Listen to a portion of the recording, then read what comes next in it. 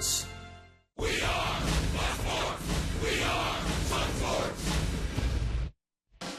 The Rays have hit a rough patch as they head towards the All-Star break, dropping 7 straight and falling 3 games back in the American League East. Today, they'll send right-hander Erasmo Ramirez to the hill in the series finale from the Big Apple.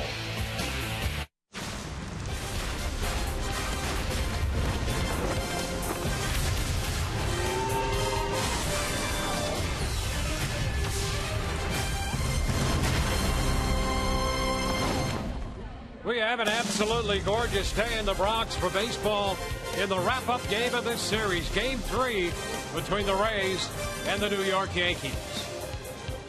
Hi again, everyone. Welcome to Rays Baseball with Brian Anderson, Dwayne Stats. Great to have you looking in. Well, the Rays have fallen upon hard times. They've dropped the first 2 games of this series, both walk-offs, one more dramatic than the other, but they both still quite painful, B.A. Crushing defeats, and really the resiliency of this team is going to be tested starting today. You go back, you hate to do it, but let's go back and look at Friday night. Now, this was after the Rays had taken the lead in the top of the 12th inning, and all of a sudden the Yankees closed it within 5-4, and then a misplaced fastball by Steve Geltz, and the Yankees would walk that one off. Then yesterday, how about yesterday? I mean, improbable, a 2-run homer off Dellin Betances to tie it up, and then in the bottom of the 9th on a routine bunt play, it gets botched. A bad throw from Brad Boxberger. Jake Elborn not able to come up with it. It gets away. Corella scores. The Yankees walk it off again. 2 very tough losses, but guess what? You're back out here today, and you got to get it done.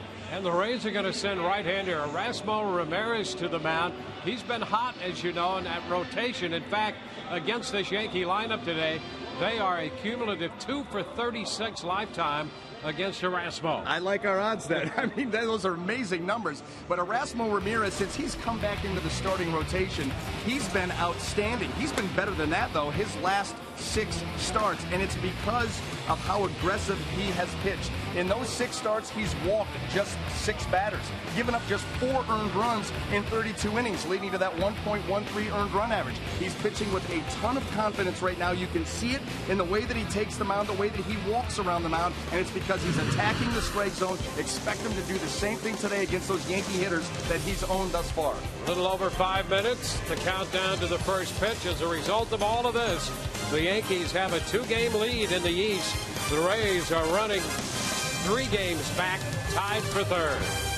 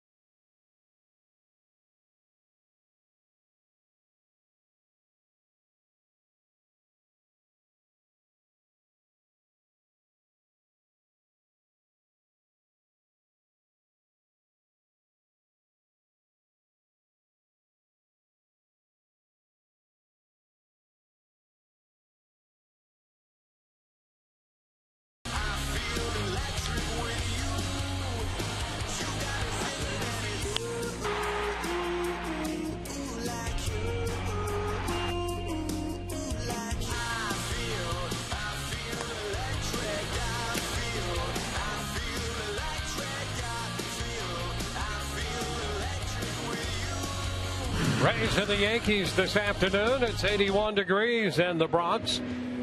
Clear skies, as you can see, some scattered white clouds for the final game of this 3-game series. We'll take a look at the lineup presented by your Southern Ford dealers. As Drupal Cabrera is going to be in the leadoff spot today. Kevin Cash jumbling the lineup just a bit with David DeJesus in left hitting second. The DH is Evan Longoria. James Loney hits cleanup at first. Logan Forsythe in the 5th spot in front of Steven Souza Jr. Kiermaier down in the 7th position in center field. Elmore at 3rd, and Kurt Casale will do the catching. He'll hit 9th. Well, taking the mound this afternoon for the New York Yankees is right-hander Ivan Nova, making his 3rd start since coming back from Tommy John surgery. Was limited to just 4 starts in 2014, so it has been a while. And he's thrown the ball well, has 1 win, 1 loss. You see the ERA 1.50. He's going to come at these Rays hitters with the fastball, the curveball, and the changeup. Let's take a look at the Yankee defense, see how it's going to line up here this afternoon. Brought to you by BMW. In the outfield left to right, we have Chris Young, Brett Gardner, and Garrett Jones. Across the infield, 3rd to 1st, Chase Headley, Didi Gregorius, Stephen Drew, and Mark Teixeira, with Brian McCann behind the plate.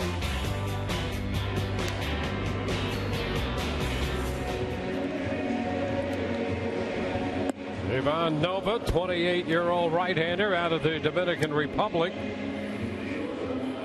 Yankees in sole possession of first place for the 2nd straight day in the American League East. See Baltimore 2 back, and the Rays and the Blue Jays with identical records of 42 and 41. 3 back in Boston 7. Joe Girardi along with Larry Rothschild, his pitching coach, just behind him there, the former and original manager of the Tampa Bay Devil Rays franchise. Larry now the pitching coach here in New York. All set to play baseball as Drupal Cabrera in the batter's box. First pitch hit on the ground to the right side with the shift on, and a soft little toss to first from Stephen Drew. That starts this game. First pitch presented by Pinch A Penny. I thought it was interesting, and Dwayne, you and I talked about it before the game, as Drupal Cabrera in the leadoff spot with David DeJesus behind him. Yeah, you would think that it might be the other way around. Cabrera, of course, both handle the bat, but DeJesus has spent a lot more time in the leadoff spot. But when you look at what the Rays have done, Cabrera has been a little hotter at the plate, and DeJesus, who takes that first pitch for a strike, is 2 for his last 31. Yeah, and I think that's exactly what plays into it. David DeJesus still going to give you a good at-bat, but you're right, Cabrera has had some big hits over the last couple weeks. It's always fun to sometimes sit up here and try to figure out the internals. You know, we've been doing that for a long time under the Joe Madden era, and now Kevin Cash. We look at lineups and go, oh, yeah, okay, sure. And, well, that makes a little sense, and if you position it that way. In this case, for the reasons that we just cited there, it does make some sense. And we would hope that every lineup makes a lot of sense. Ground ball foul the other way, 1-2. You know, you do remember in the last couple of years coming to the ballpark, one of the fun things was to look at the lineup. This one has been a little bit more, I don't want to say stagnant, but stagnant in the sense that you pretty much know what you're going to get day in and day out. Yeah, a little more predictable. Yep. You can anticipate where guys may go and what slot.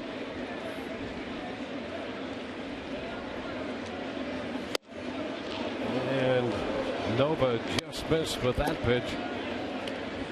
Well, the one thing that we've seen from Nova already is we've seen a good sinker as Drupal Cabrera swung at the first one. DeJesus has seen a couple in the low 90s. That a 4-seamer up at 95.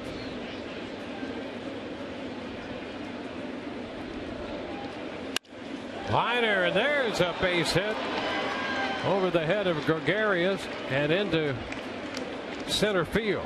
So Gregorius with a leaping attempt to make the catch, lined over his head. Well, a David DeJesus special here. Nova with the curveball. This curveball stays up. Look at David DeJesus. You talk about recognizing a pitch, no flinch at all. He saw that pitch clean out of the hand. It was up in the zone, and he took full advantage. That'll be Evan Longoria. See, Evan, 3 career home runs, 9 of 30 lifetime against Nova. Pitch is too low. Nova just his 3rd start back, recovering from Tommy John surgery.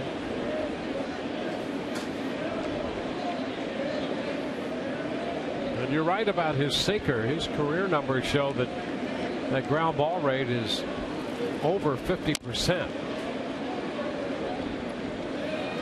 1 ball, 1 strike. He wants to be efficient with pitches. I mean, as does everybody, but some styles lend itself to that more than others. The good sinker, the occasional 4-seamer, that curveball as a change of pace on top of the changeup, and try to get teams to beat that ball into the ground.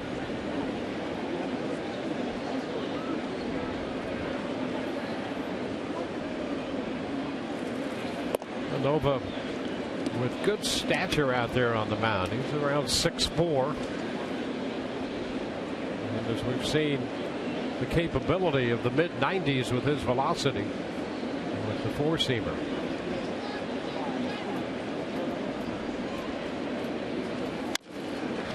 It's another cap foul, a ground ball.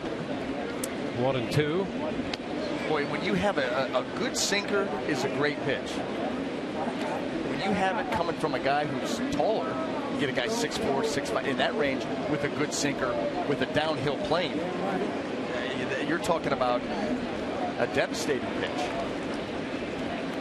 And he does a nice job of staying tall over the rubber as he delivers the ball to the plate.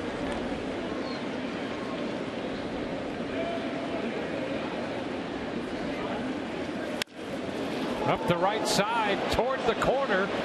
That's going to one-hop the wall. Extra bases coming for Longoria. Over to third base goes DeJesus. He'll put on the brakes there. 2nd and 3rd with 1 out here in the 1st for the Rays. Well, there's been an awful lot of Evan Longoria going the other way, and he's been showing some power while doing it. This pitch stays up, and Evan stays inside of him. Lines that ball with a little slicing action into right center or right field. Little one hop here. David DeJesus, let's see the read that he gets. A good read, and off to the races he goes. And he's thinking about scoring too here before being held up. Picks up right there. He picks up Charlie Montoyo and then heads back. Well, the Rays, riding the 7-game losing streak, have a wonderful opportunity to break out in front early. 2 men in scoring position for James Loney.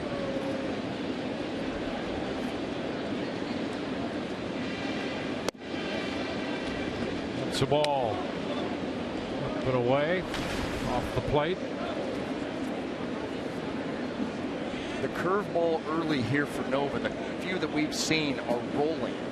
It's not a tight spin. You think about Nathan Karn's curveball. Of course, he throws it harder, but it doesn't have that tight spin right now. Kind of a rolling pitch, easier to recognize. Except there. 1-1. He got that one down. He threw that one. You know, the one to DeJesus and the one to start off this at bat is kind of rolling up in the zone. That one he spun right below the zone, and he gets the swing and a miss.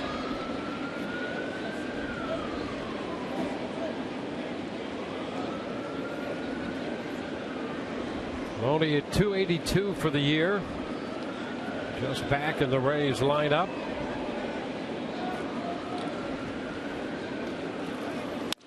Ground ball, that's going to go through the right side.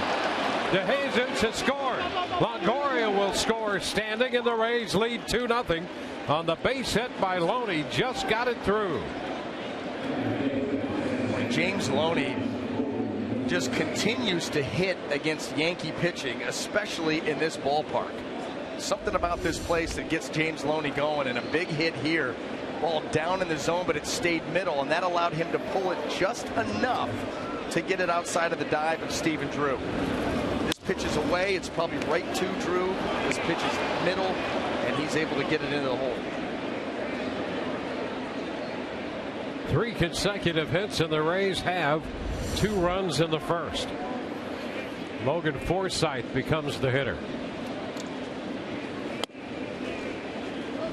It's upstairs. 1 ball, no strikes.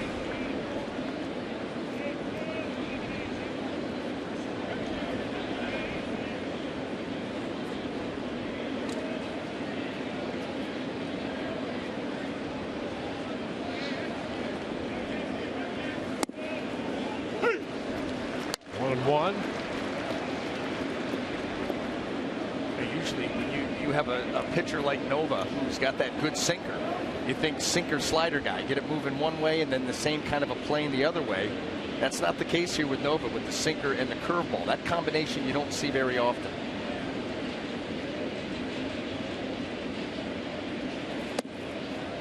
He picks up a strike there on a breaking pitch.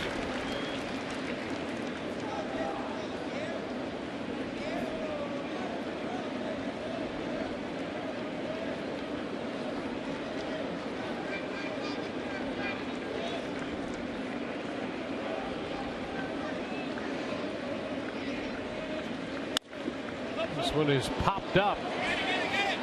Left side. Gregorius is there. 2 outs.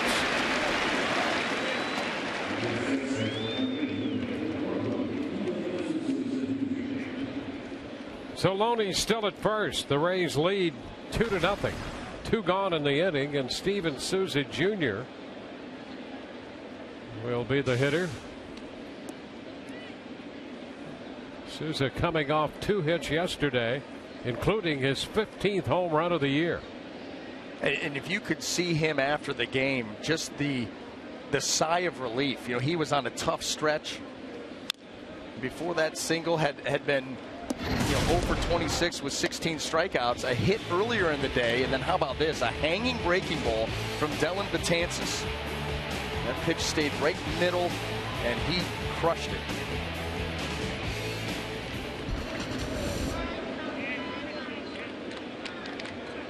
An 0-1 count against Nova.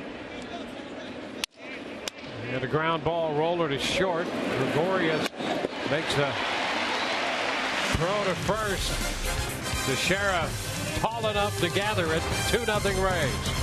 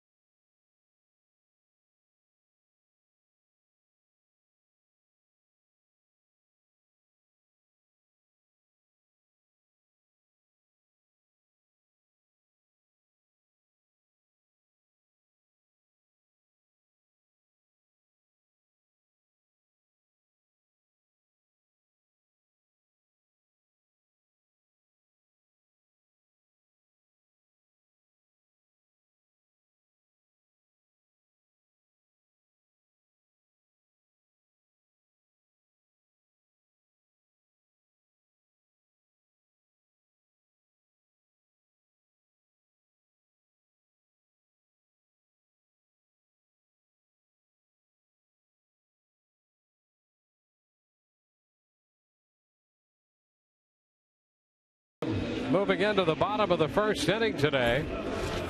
Lineup for New York presented by your Southern Ford dealers. Brett Gardner is going to lead off again, followed by Chase Headley and then Alex Rodriguez. Mark Teixeira, the first baseman, hits cleanup in front of Brian McCann. Garrett Jones, the 6th hitter. It will be Chris Young, Didi Gregorius, and Stephen Drew to complete the lineup for New York. Well, you hate to harp on a shutdown inning already before a guy's thrown his first pitch, but this is an important inning for Erasmo Ramirez. Your team jumps out to an early lead, and you're facing the team who has scored more runs in the first inning than anybody in baseball. Actually, they've scored more runs in the first inning than any other team has scored in any other inning. So Brett Gardner's the type of guy that leads the way for the guys behind him. You need to put up a 0 here. First pitch, and Brett Gardner takes it up and away. 1 ball, no strikes. Yeah, they've scored 73 runs in the first inning this year. Gardner's been a big part of that. We discussed him the other night. He's been around the 300 mark. He gives them a great on-base percentage in the top 10 in that department, and with some pop. And he can still run. I mean, you name the part of the game that he can't do. Because you're right. I mean, it's a guy 17 homers last year. He's over halfway there already. He will swipe a bag. Good percentage in doing that. And you hear a lot about Teixeira and Rodriguez, even McCann, other guys in this lineup. And Ellsbury, who's on the disabled list, but this guy, Brett Gardner, has been invaluable to the New York Yankee lineup.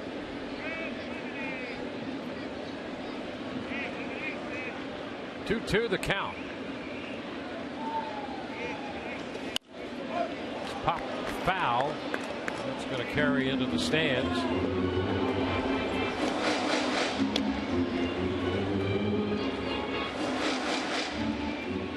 We talked a little bit about it in the open, but Erasmo Ramirez, the success lies in the aggressiveness.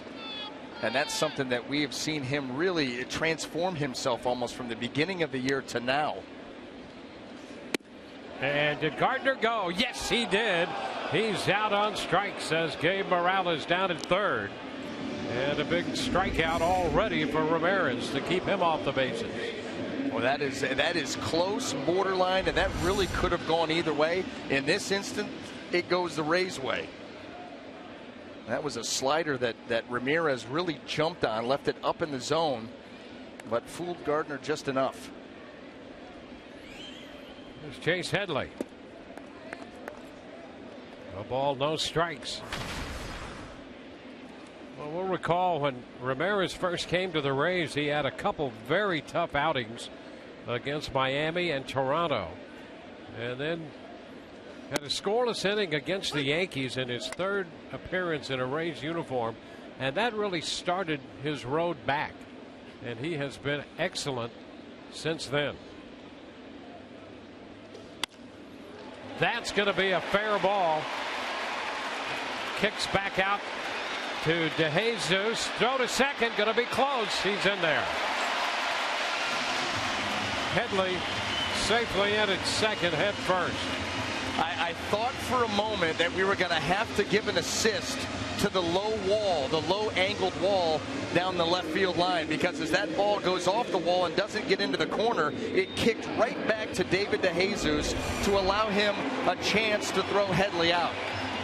He stays inside that ball, keeps it fair, but this is what we're talking about. Catches that corner, and now you've got a chance.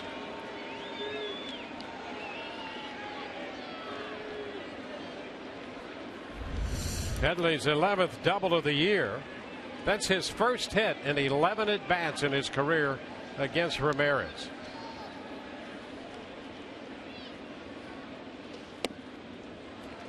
Down and away to Alex Rodriguez. The fastball.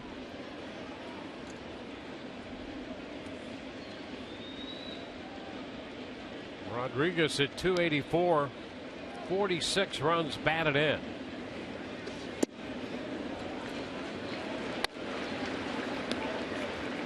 He's having a very good season. You know, I think the Yankees, I think everybody around baseball wondered what Alex Rodriguez had left in the tank at his age, sitting out a season, and he's put up very solid numbers. Slugging percentage 6th. Well, it's over 500. There's a little tapper foul.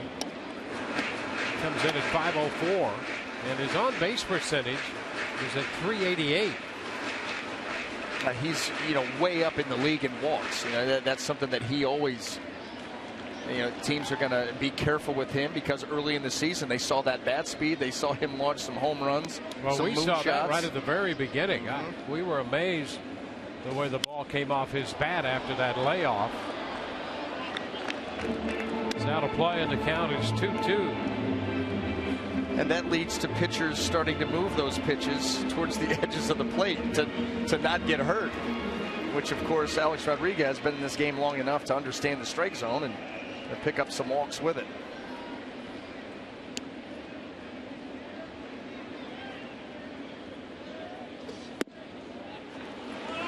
Full count. You'll recall all the discussion in the spring whether the Yankees really wanted him back, whether the fans wanted him back. There was some division on that. Well, he's hitting third, top 10 in on-base percentage and a slugging percentage over 500. I guess they do want him back. Down to short. Cabrera keeps it in front of him and has a lot of time to get Rodriguez on the throw to first. Well, nice defensive play there by Asdrubal Cabrera. And let's take a look at the rest of the guys that are going to join him out there here this afternoon. Brought to you by BMW. We're going to have DeJesus, Kiermaier, and Souza Jr. across the outfield, and across that infield third to first. Elmore gets the start at third. Cabrera, Forsythe, and Loney, with Kurt Casale once again behind the plate. Mark Teixeira. Too low. Teixeira having an impressive power year. He now leads the American League in runs batted in. Well, he's had a big series here too. I'll tell you what, he got a hit, and we were talking about it before the game. The hit yesterday in the bottom of the ninth inning, the way that the Rays were positioned against him, he had about a 1.5 to 2 foot tunnel to hit it through at a high velocity to get it by Loney and Elmore, and was able to do it. It really was an amazing thing, and that's where you knew, or you probably should have known, things weren't going to go well for the Rays, because there's no way that he should have beat the shift like he did down into the corner. Like I said, unless you hit it in the right spot, and you have to hit it really hard. Get it by Loney to get it by Elmore. He's having a good series. And Ramirez, careful with him, walks him. 2 men on now with 2 outs. We mentioned in the open, there's a combination here of this lineup, 2 for 36 lifetime with a home run against Ramirez. Well, Teixeira has one of those hits. That was a home run, so he's walked him. And Jim Hickey makes an early visit to the mound. We see this all the time with some of the Rays' younger starters. The first sign of trouble, Jim Hickey is out there, either Jim Hickey or Kurt Casale or Rene Rivera, to try to go out there and get in front of any potential pitfalls. Well, Brian McCann is the hitter. The Rays with a 2-run lead. The Yankees with 2 men on and 2 outs in the first. Ball 1 wide.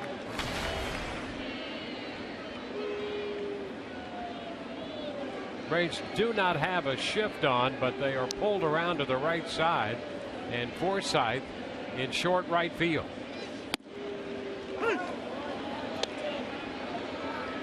1-1 the count.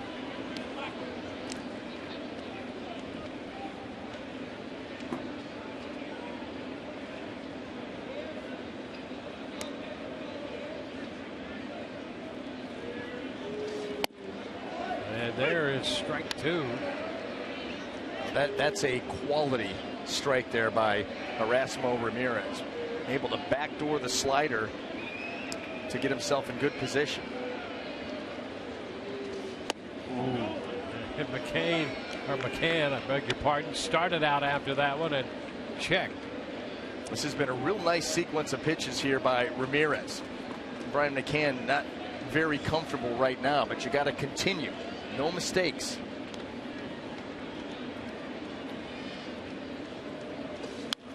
And a big cut on a fastball. Be careful. Yeah, and you know what? I like that pitch because of the way that he's worked McCann. You know, the backdoor breaking ball, then the changeup just off. You could see McCann leaning. So the fastball in was the right call. He did get it in there, but McCann did a nice job of spoiling it. And yes, be careful, because if that ball's middle, Rays may be down a run. And the count goes to 3-2.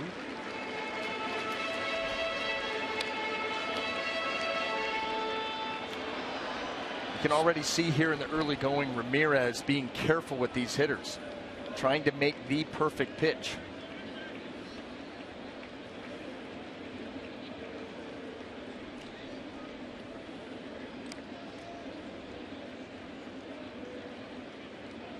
Runners go, and that is ball 4. The bases are going to be loaded. I think this is the moment you would want Jim Hickey to go out and talk to Erasmo Ramirez. Of course, he can't do that now. He's already made his trip for the inning. And he's talking right there with Chris Archer. Obviously seeing something over there from the side, and that fastball was badly yanked. Well, part of that, the mindfulness of not making a mistake out over the plate. He wasn't anywhere near the plate with that pitch in. Ground ball back of first, and a great stop by Loney on the ball hit by Garrett Jones. That will retire the side. Loney making the play unassisted. Outstanding defensive work by Loney behind the bag. How about the defensive placement? I mean, he's right off the bag, and this is a heck of a play. And the Rays lead 2-0.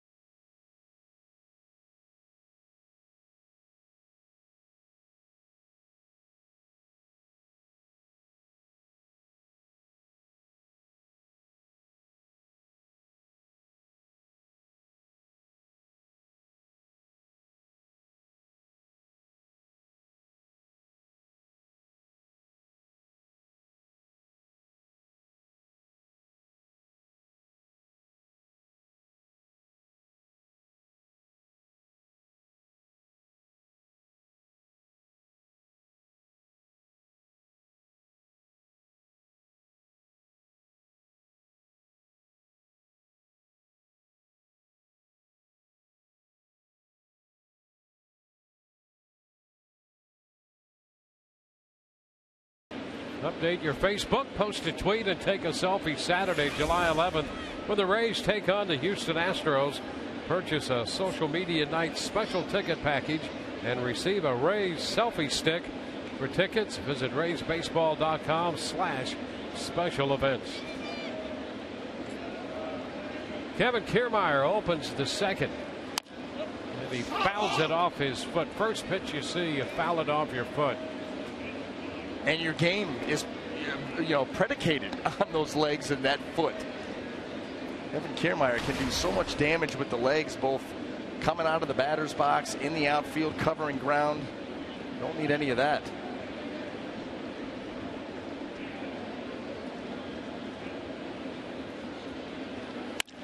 Liner into center. Gardner came in, and now that ball sails over his head. Kiermaier around second, headed to third. He'll get there. The ball loose on the throw back in, and Kiermaier stops at third, sliding in. So the Rays open the second inning with a man at third and nobody out on a line drive hit right at Gardner. And boy, those can be difficult, as we see here. Well, you know what, Brett Gardner got fooled by the fact that that ball just continued to go. I mean, Kevin Kiermaier got into it and got some backspin on it. And initially, it looked like he had the right read, but this ball just would not come down. At the very end, he tries to make the adjustment, but off the glove, and once that happens, you know where Kiermaier's going to be. Elmore, the ball loose, but not far enough to give Kiermaier any ideas of trying to score. That would have been a chancy play right there. So Kiermaier at third base with a triple. And he's tops in the American League, moving ahead of Rajah Davis. Kiermaier with 8 3-base hits.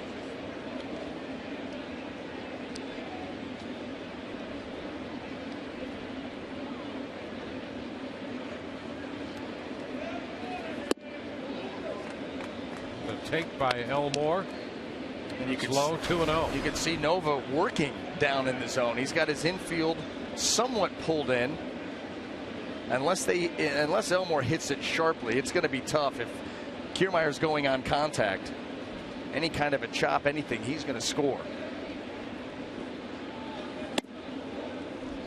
Ball 3.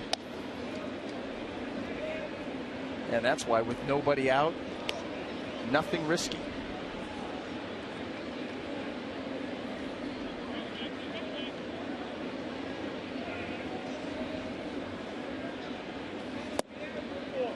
Ball 4. That'll put men at first and third.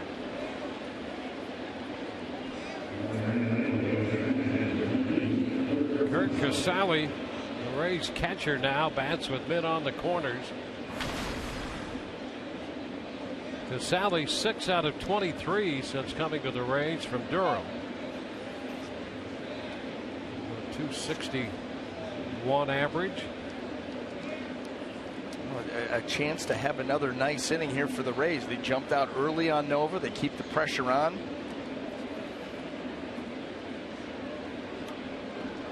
And absolutely should at least get one this inning. And you hope for more. Casale takes the first pitch for a ball. And this is really good. Breaking ball. Yeah, breaking ball down. But this is really good for this team's mindset. The way that they've lost the last 2 ball games, to have a quick start early and then to be able to come out and put themselves into this position.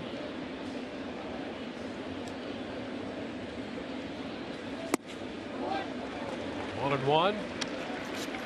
Back with a fastball from Ivan Nova.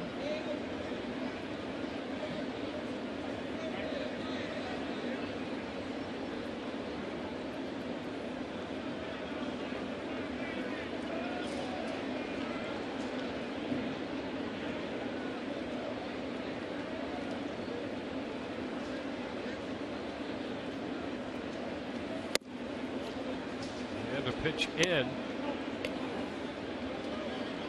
Well, Ivan Nova being very, very deliberate here, understanding that this game has a chance to start to get out of hand early. Behind in the count, runners on the corners, nobody out. Trying to make that perfect pitch.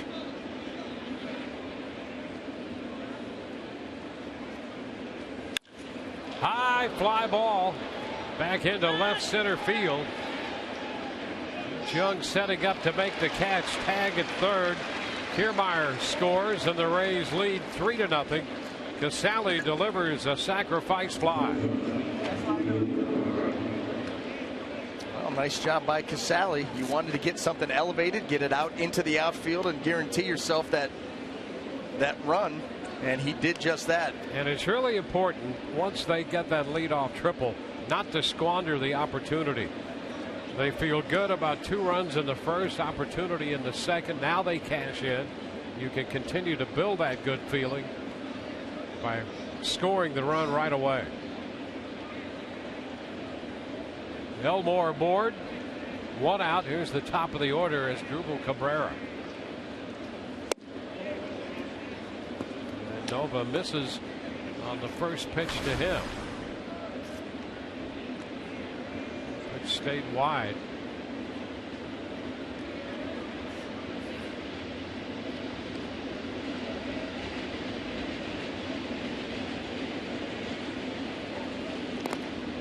Well, I think that Ivan Nova right now is a little bit rattled. Listen, he had 4 starts last year and Tommy John surgery and sat for a long time, then the long rehab process. This is his 3rd start back. And right now the Rays have jumped on him early, so now he's trying to nitpick with every single pitch right on the corner, working very slowly.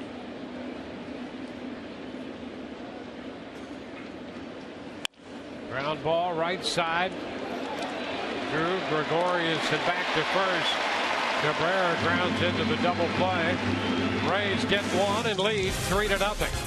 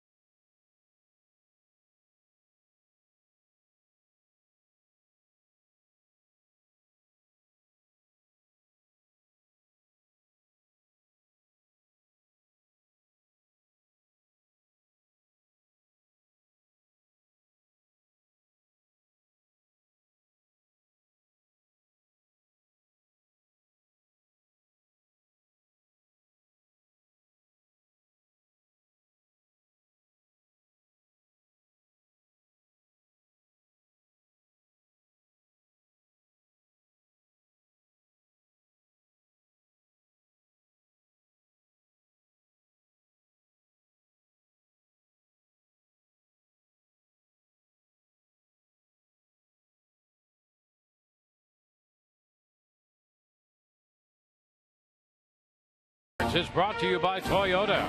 Let's go places. By Morgan Auto Group. And by Checkers. Mix and match our famous Big Buford and Big Chicken Deluxe. Get 2 for $5.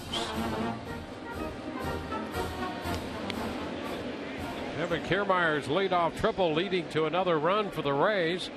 So they go to the bottom of the second, leading 3-0. And Chris Young is in the batter's box leading off for New York. First pitch is outside from Erasmo Ramirez.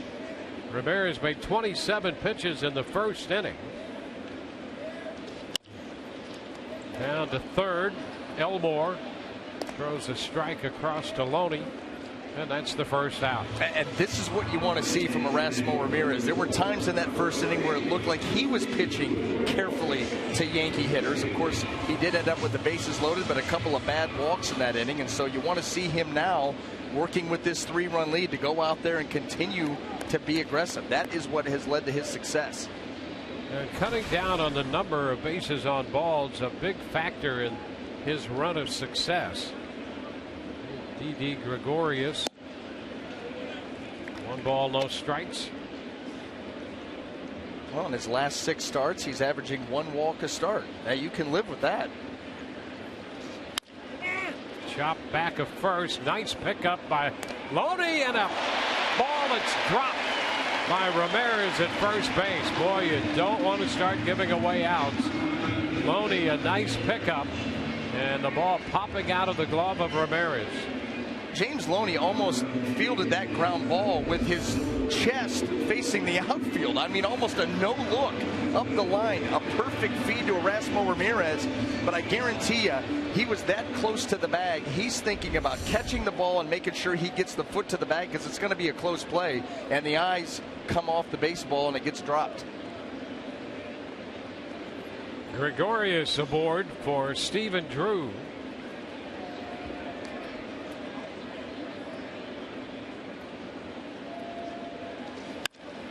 Fly ball center field. Kiermaier will be there for this one. Back to first. Hustles Gregorius. He hit it to the wrong part of the field.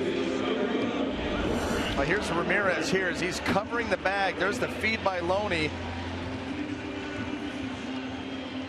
But you can see him start to look down as that ball started to head into the glove to find the bag, and he never secured it.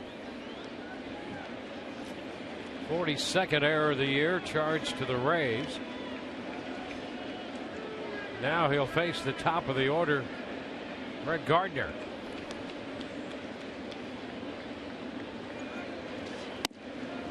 First pitch is a strike.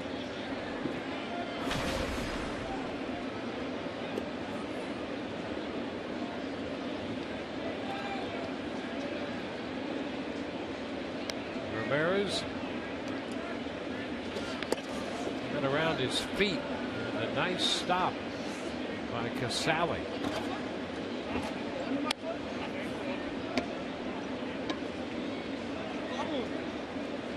Now 1-1.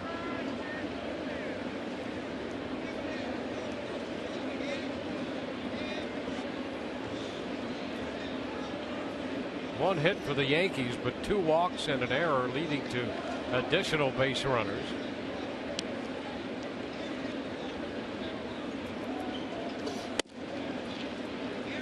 Two balls and a strike.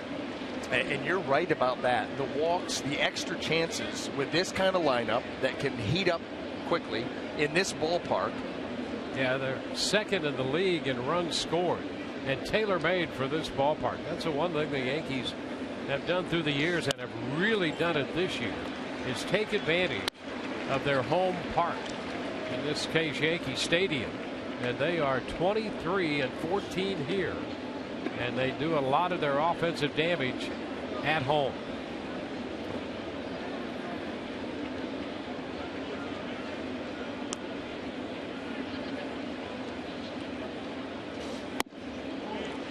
And there's ball 4.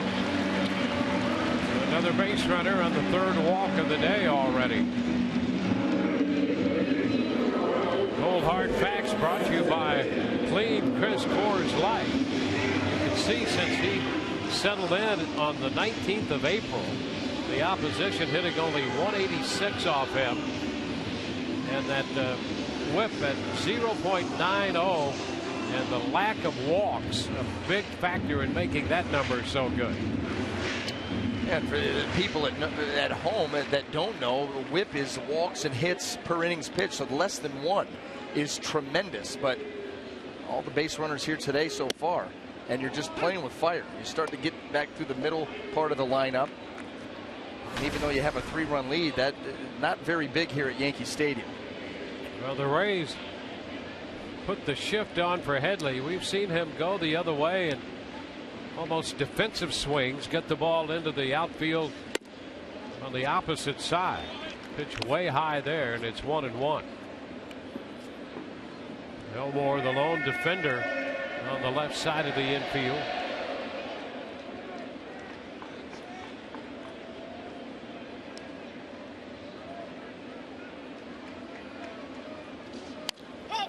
There's a popper, foul ball. Elmore lost it. Now he picks it up and makes the catch. A scary moment there. Elmore makes the grab. 2 men left on base. Rays lead 3-0.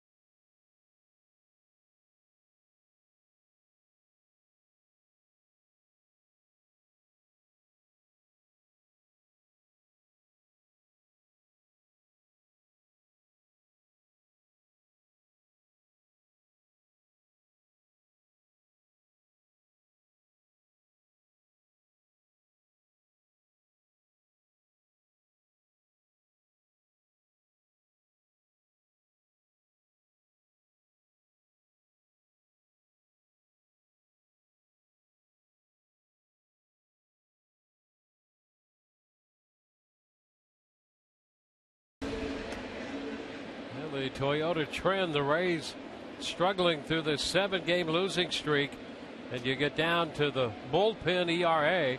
Team average only at 182, so they're averaging a little over 2.5 runs a game, and the bullpen earned run average over 8. Ugly numbers up and down. Even that starter ERA, we're used to them being so good. It's usually down in the low 3s, high 2s. And yeah, almost 4 from the starters and double that from the pen. I mean, think about that.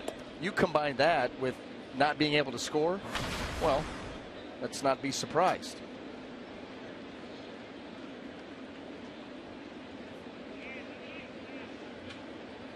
Want to know the count to David DeJesus.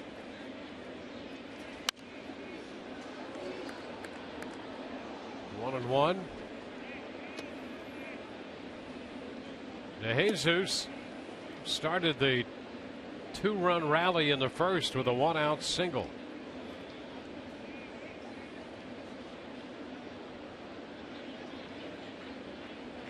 He's now 4 of 11 in his career against Nova. Hot shot, but foul. Hooking well foul into the seats. And that's a really good sign. You know, we talk about David DeJesus hitting the ball the other way, and that's great, and you have to do that to be able to have success, sustain success.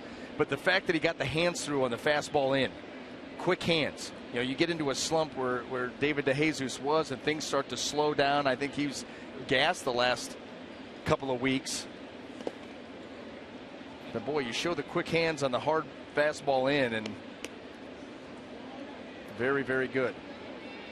He's been fun to watch because day in and day out, every at bat, he gives you quality veteran major league at bats.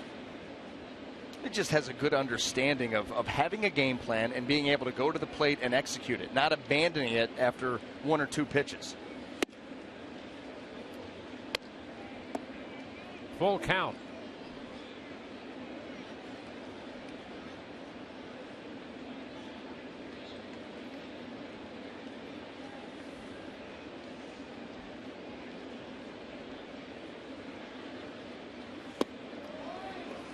DeJesus aboard for the second time, picking up a leadoff walk in the third. Time to tweet your strongest fan photo. Use the hashtag #SSDataStrongFan, and you just might see yourself in an upcoming broadcast brought to you by T-Mobile.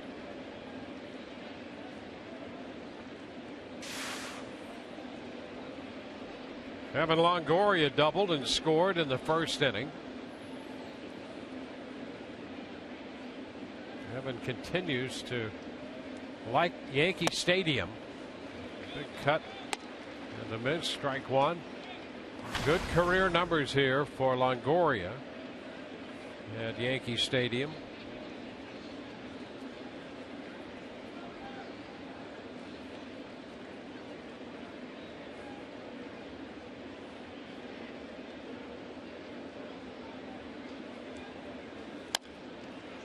Little tapper foul, 0-2. He has 40 runs batted in here, and that's the most by a visiting player in the new Yankee Stadium. You get excited coming here. Yeah, I mean, we get excited you coming here. You see New York on the upcoming travel schedule, and listen, it's to some people, to a lot of people, baseball mecca. And so bright lights, can perform. Stays alive on that little tapper foul. It's been a pleasant visit here for the Rays, except for the first 2 games, and they are difficult to take. Walk-off losses in dramatically different fashions. The home run here in game 1, and then the error ending it yesterday. Longoria is out on strikes. First strikeout recorded by Nova. He gets it on the fastball. A little bit of elevation, a couple of pitches moving down to Evan to start this at bat, and then he stays up with this fastball here at 94 miles an hour and able to power it right by him. Well, that's why, Dwayne, it's so encouraging and important at the same time that the Rays off to this quick start. get some good feelings going, finish this game off. This team's been very, very good when playing with a lead. Finish it, because you've got a tough road coming up, over the next week, and then even coming right out of the All-Star break. So this team needs to start playing well if they want to hang around. James Loney takes the pitch up. Well, when you look at the way, tough to lose walk-off games on the road, but the way they've lost them, the Rays gave up the lead twice in game one, and then the error after they had tied it yesterday, the error leading to the defeat. Those are difficult games to deal with, and you try to put them away, and you have to get out there and play the game the next day. That's why it's important that the Rays have jumped to an early lead in this game. You start to feel good about yourself again collectively as a team and put those bad memories behind you.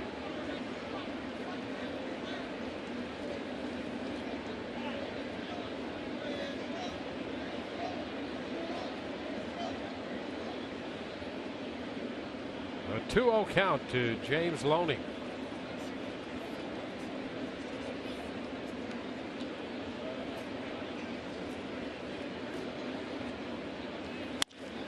Down to first. Teixeira goes to Gregorius. Back to Nova to complete the double play. 3-6-1. We go to the bottom half of inning 3. 3-0 Tampa Bay.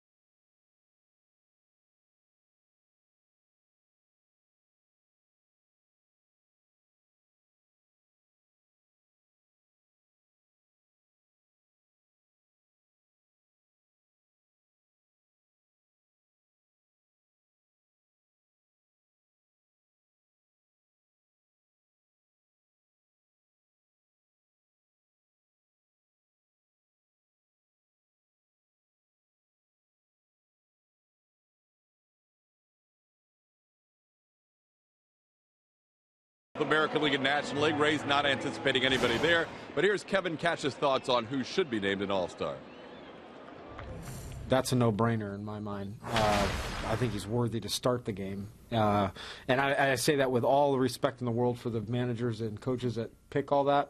But we're biased here, obviously, but we get to watch him firsthand, how he's carried himself, the games he's pitched, who he's gone up against.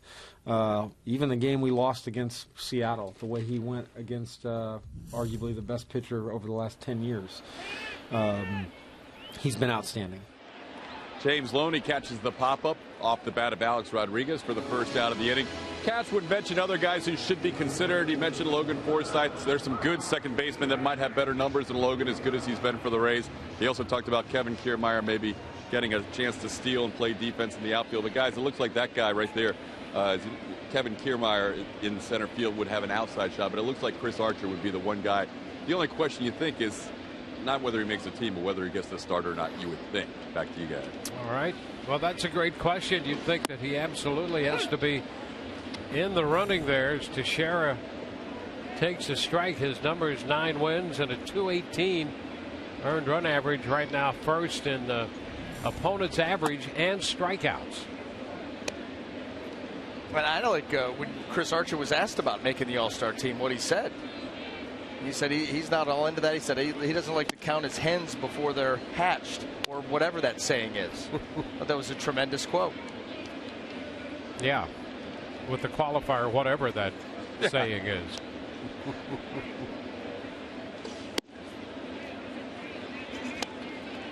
2-2 now on Teixeira.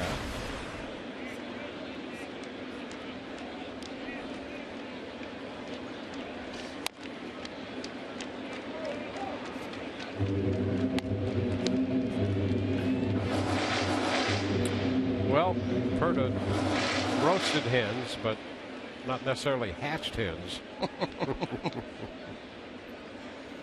Archer's going to pitch the third game of the Kansas City series.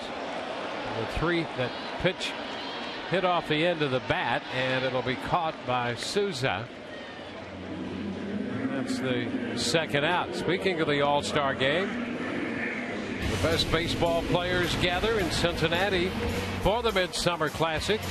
Home field advantage on the line for the World Series. For coverage of the 2015 MLB All-Star Game, July 14th, beginning at 7 p.m. Eastern on Fox and streaming live on Fox Sports Go.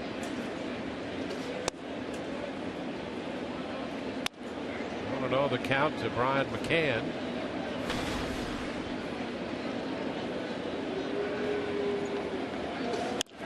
In on McCann, and he pops him up. Elmore shading his eyes, lost it again, and coming over to help Cabrera. That retires the side. Through 3-0 Rays.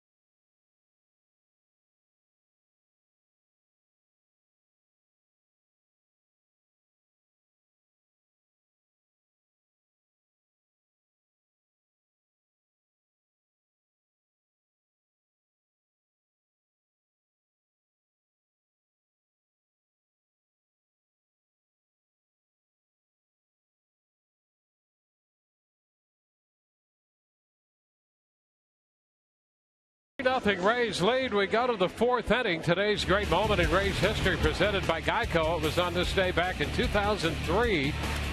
Devil Rays beat the White Sox 3-2 at the Trop to win 3 straight games for the first time all season that year. And the next morning, Devil Rays manager Lou Piniella dyes his hair blonde as promised. Turned out to be a very good look for Lou. Wow. That's dedication to your team, trying to motivate the team a little bit there. There's a swing and a miss by Logan Forsythe. Fourth inning underway. And you know Lou Piniella. I mean, yeah. He has high standards. So that was obviously a lean year when you're promising to do that over a 3-game winning streak. Well, he found it just very hard, sometimes too hard, to win one game, much less 3 games in a row. It was just too hard. 0-2 the count here on Forsythe. Souza Jr. next, and then Kiermaier.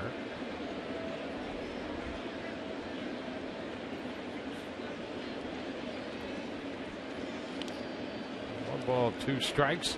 Well, the Rays with a couple runs in the first, another run in the second inning. Ramirez faced with some threats by the Yankees in the first and second, and then a 1-2-3 third. 1-2 the count on Forsythe. And the count goes to 2-2. And just a little housekeeping. I managed to juxtapose the two defenders on that popper at the end of the third inning. So for those of you who are scoring at home, that ball was caught by Elmore. Cabrera had trouble with picking that one up on the infield. Ground ball to third, and then scooped by Headley. The throw across to first, and Forsythe is out. 5-3 in the game today and all season long. Tires Plus donates $100 to the Pediatric Cancer Foundation for every Tampa Bay Rays home run televised on Sun Sports.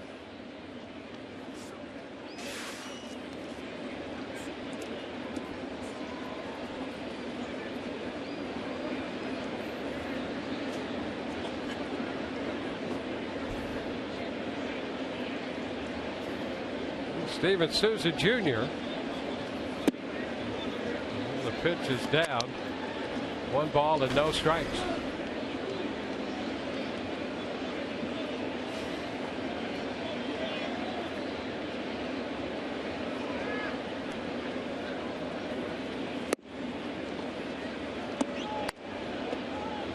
Two and 0.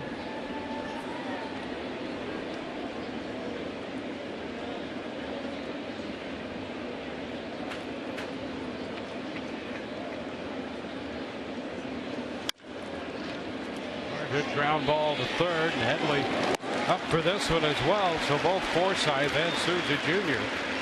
go out third to first.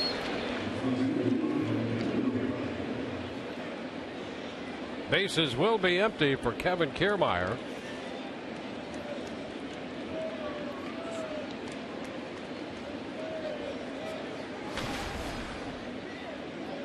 Tell you, I think what's going to be important for the Rays here today is to keep the energy level up. Ivan Nova has really slowed this game down.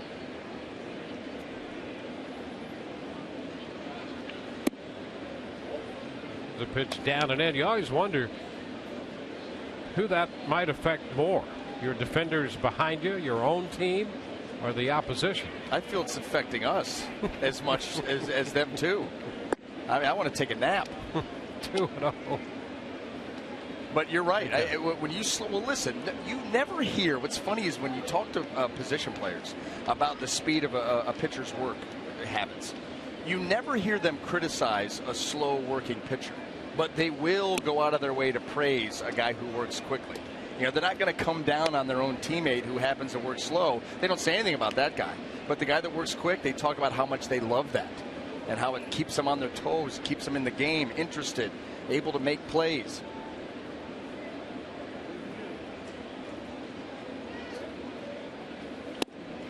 It'll be a strike and evens the count. 2-2.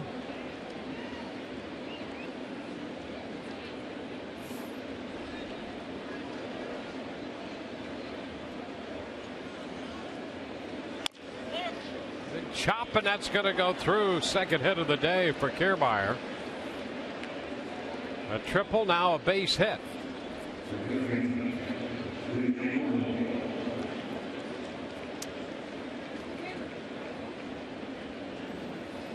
And Jake Elmore will bat.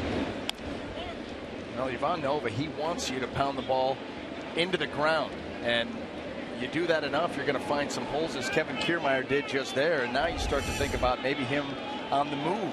2 outs. He's been a little bit more frisky over there at first base.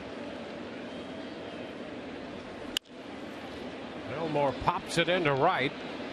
Garrett Jones makes the catch, and the Rays get a hit, leave a man, do not score, and lead 3-0.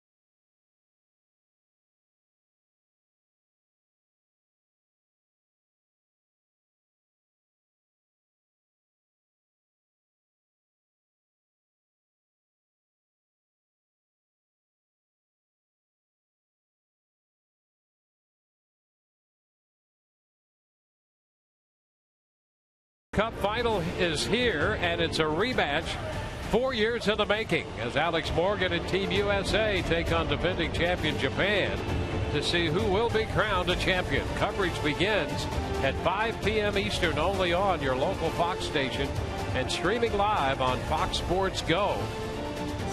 Well, that will be a great match. Jill Ellis, the U.S. coach, has constructed what some people are calling the best defense ever. We'll see how that all comes together later today.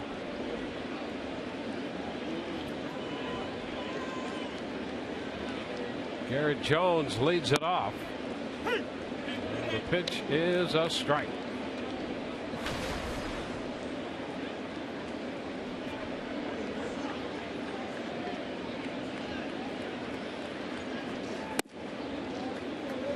One ball, one strike.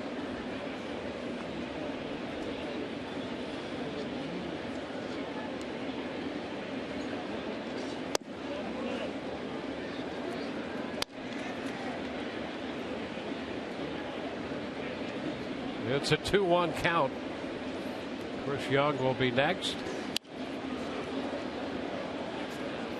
Jones, Young, and Gregorius.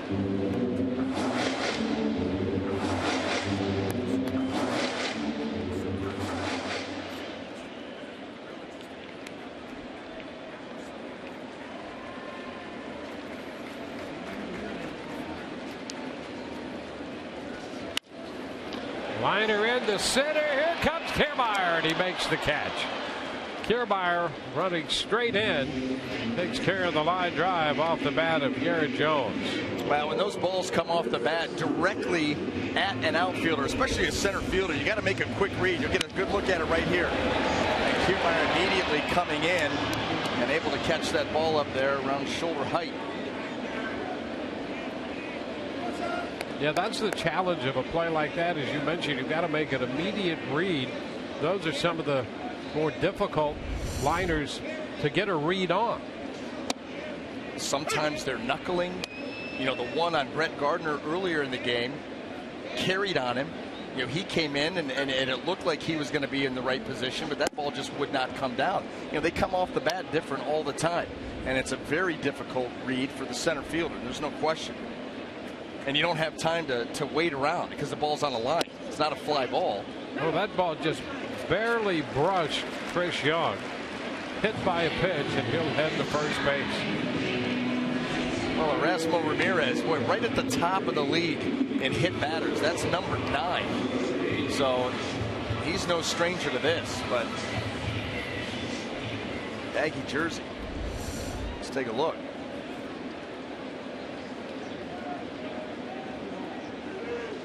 Get the end of his belt. Yeah, apparently he got one of the pinstripes. One that was loose. I mean, there's a little more buildup if you start with a basic cloth, then you add the pinstripe, and it's a little ridge. Thicker. Yeah, and it just got that little ridge on the pinstripe. A 1-strike count to Gregorius.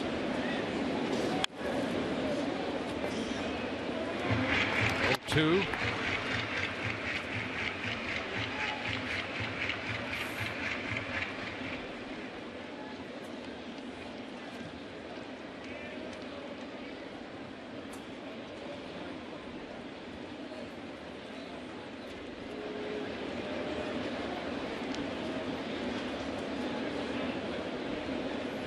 One on, one out. Rays got 2 runs in the first. Picked up another run in the second inning. We're in the bottom of the 4th.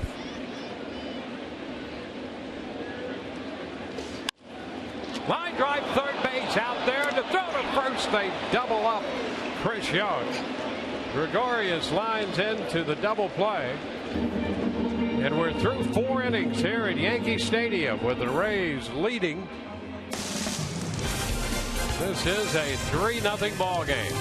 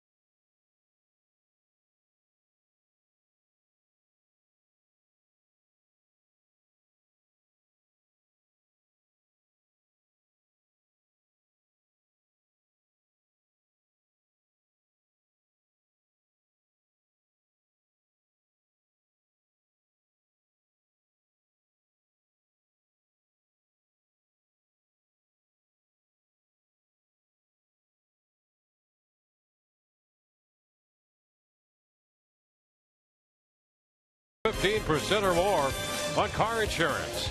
By Circle K, it's the summer of 69 at Circle K. Just 69 cents for your favorite size Polar Pop all summer long. And by Grow Financial. Don't go through life, grow through life.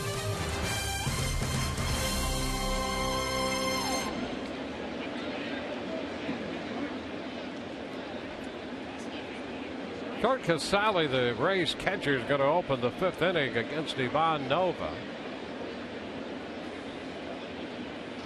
Casale drove in a run with a sacrifice fly to center field in the 2nd. Cabrera and DeJesus will follow. Ball, no strikes.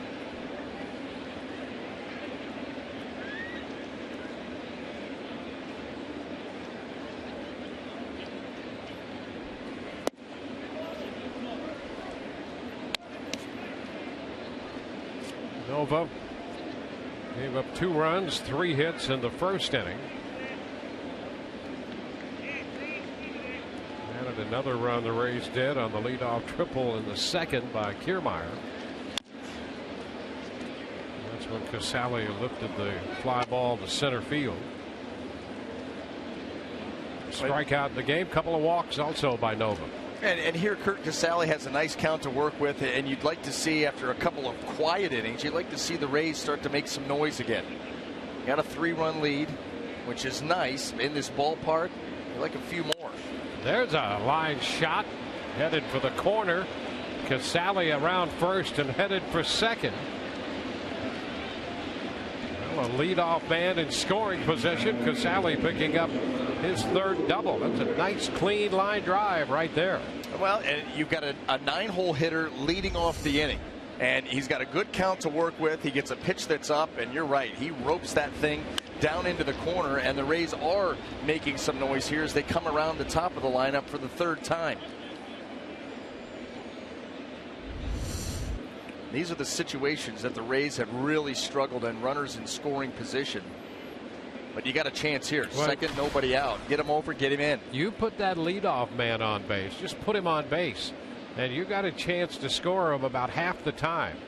If you don't get him on, you score about 16% of the time. This ball back into the corner, and it's going to be foul. So that's how important it is to try to get a leadoff man aboard. And when you can immediately inject him into scoring position, no excuse to not get him in. None whatsoever. And of course, Cabrera here, he wants to drive him in, but even if he doesn't, you want to at least move him to 3rd with less than 2.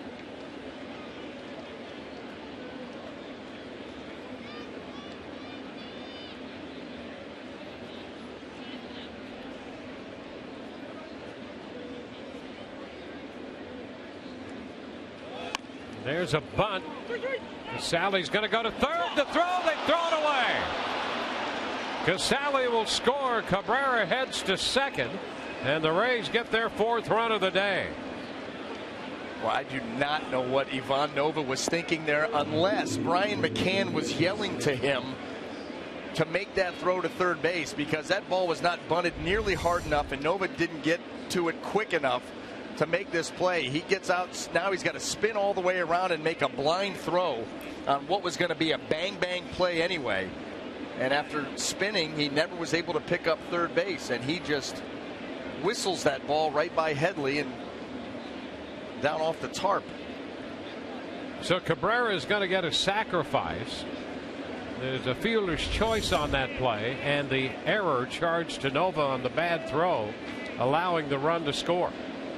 That wouldn't have been that bad of a play if you had runners at 1st and 2nd, and you're just spinning and throwing, because it's a force play. So just get it to 3rd base. He's going to step on the bag, and you get the lead man. But the fact that you had to spin, throw, the throw had to be on the money. He had to catch it and put the tag on Casale, and what was going to be so close probably shouldn't have even gone there. And it sets up the Rays with a run already in, and another man in scoring position with nobody out for David DeJesus. Well, let's listen to this and see if we can pick up what Brian McCann was saying.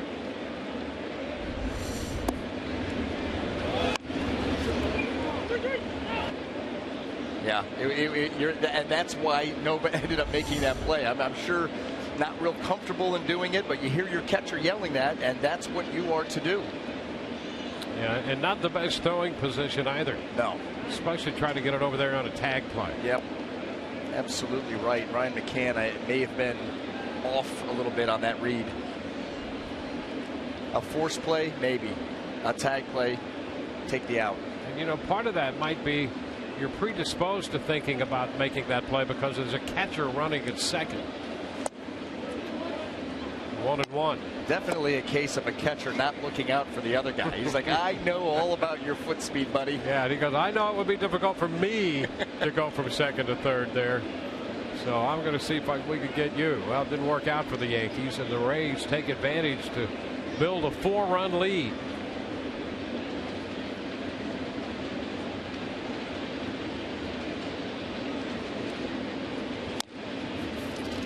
Foul, 1-2.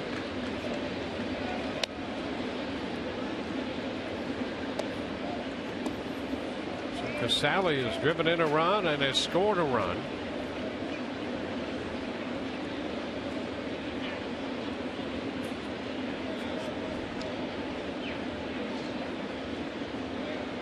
Jesus behind in the count.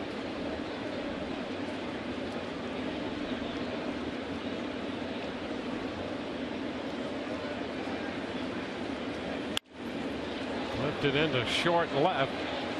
Young will make the catch for the first out of the inning.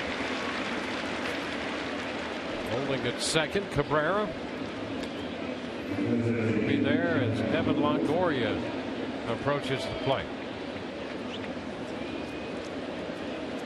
And that's one of those instances that ends up hurting the Rays. Now maybe Evan Longoria gets a base hit here, or somebody does, and drives in Cabrera, but same situation with Casale out there.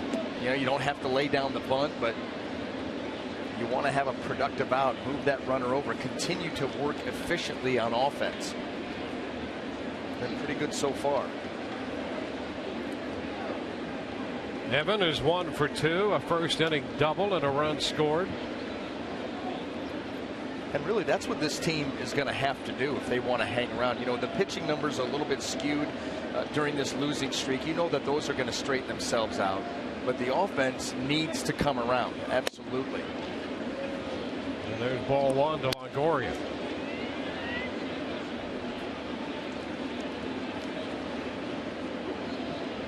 And that's really why little things will be magnified. Moving runners. You're scoring 3.5 runs a game. Every run is so important that you've got to be able to execute the small ball aspects of the game.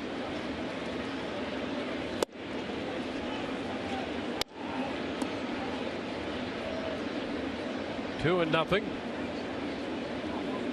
Nova here with a man in scoring position has really slowed it down even more. It's almost as if he's trying to stay out there on the mound as long as he can.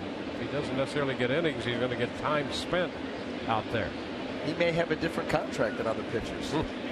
It's not so much about innings pitched as it is time spent on the mound. He certainly leads the league in that category per pitch. And he's behind Longoria 3-0. He takes that time spent in the big leagues literally.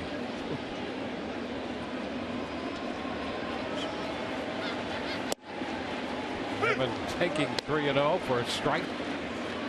Well, the one nice thing is as slow as he's been, and you really can just feel this game just has no feel to it. But the Rays, to their credit, they've stayed focused. They've made plays in the field, and they've continued to tack on runs. That's an impressive thing about this club, coming off what they've been through here, not only the last week or so, but the last couple games.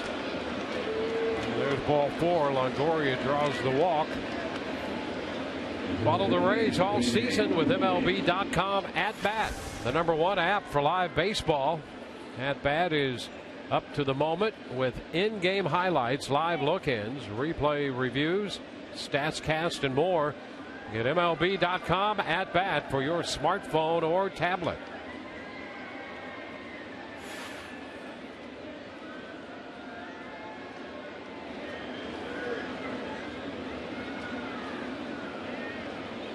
Here's James Loney. A couple of runs batted in today.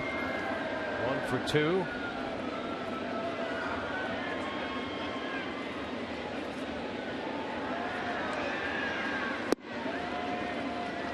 Nova misses on the first pitch. 1-0.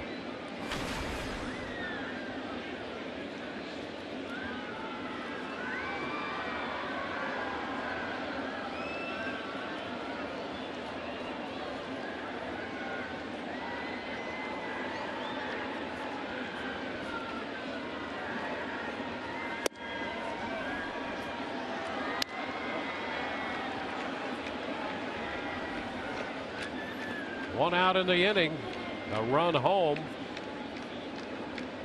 2 men on base.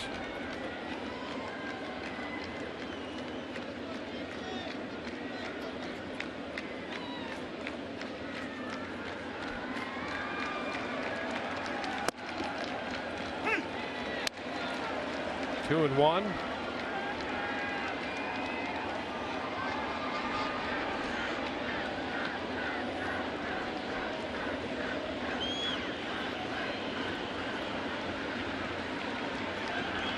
Outfield shaded the opposite way for Loney.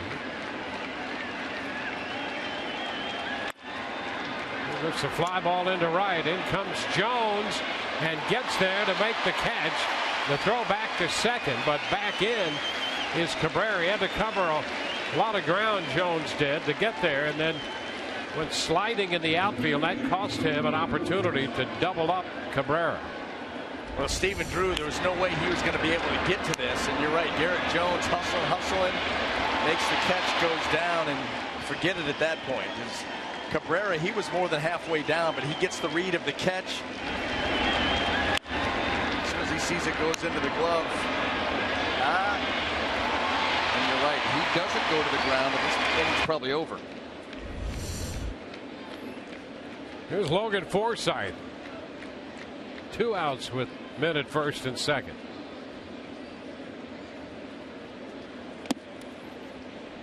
One ball, no strikes.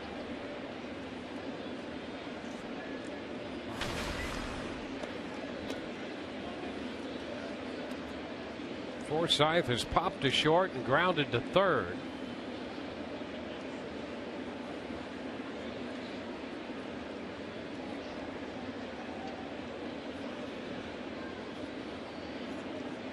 The Yankees betting that Forsythe will not pull the ball into the left field corner. There's a strike, 1-1. They have Young well off the left field line, and the outfield shaded around a little bit the other way.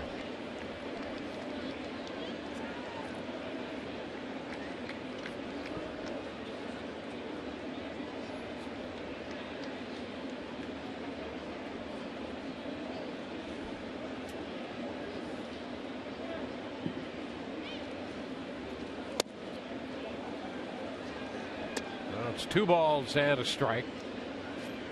And really, here's a situation where they're playing Forsythe to pull the ball if he hits it on the ground and go the other way if it's in the air to the outfield. That's a lot of data, to be able to make that judgment. Logan Forsythe, yeah, listen, this is a guy on the ground. We're going to do it this way. You're going to play him completely opposite if he gets it into the outfield. But that's what is happening. The numbers, the data, analytics, big part of what both of these teams do.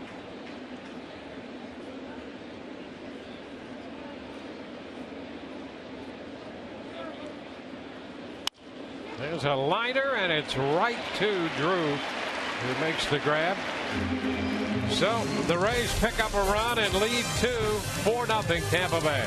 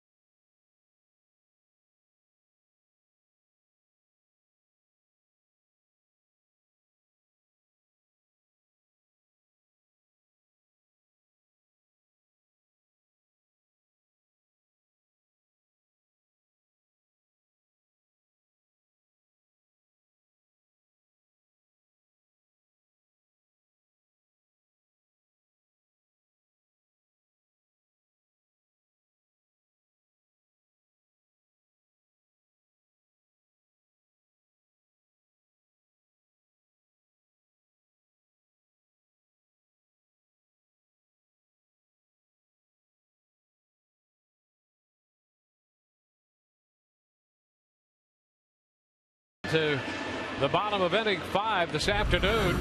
We raise up for Chief Warrant Officer Michael Brooks and the U.S. Army. Officer Brooks serves in the Joint Communications Support Element based at MacDill Air Force Base. Among his assignments, he was handpicked for Operation United Assistance, working to contain the Ebola epidemic in Liberia. We raise up for our heroes. How do you raise up? First pitch, Stephen Drew takes it for a strike. Drew, the number 9 hitter, will be followed by Brett Gardner and Chase Headley.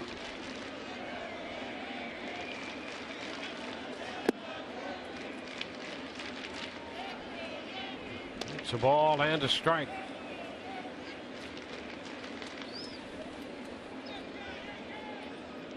Ramirez gave up a couple of walks in the first and a hit. Walked a man in the second inning. And a 1-2-3 third. Faced 3 hitters in the fourth. Barely hit Young and then got the double play out of Gregorius. There's a ground ball handled by Forsythe. And Drew is the first out in the 5th inning. So Ramirez settling in a little bit after the first inning or two. Yeah, and there looked to be a little uncertain early on, trying to find himself, trying to pitch around some tough hitters in some bad counts. But you're right, given the lead, the Rays have continued to tack on and add on, and he's gotten more aggressive as the game has moved on. Getting some help defensively. You think about that line drive that Elmore snagged. Hot shot foul. That moves Dan Iasonia out of the way. 1 strike.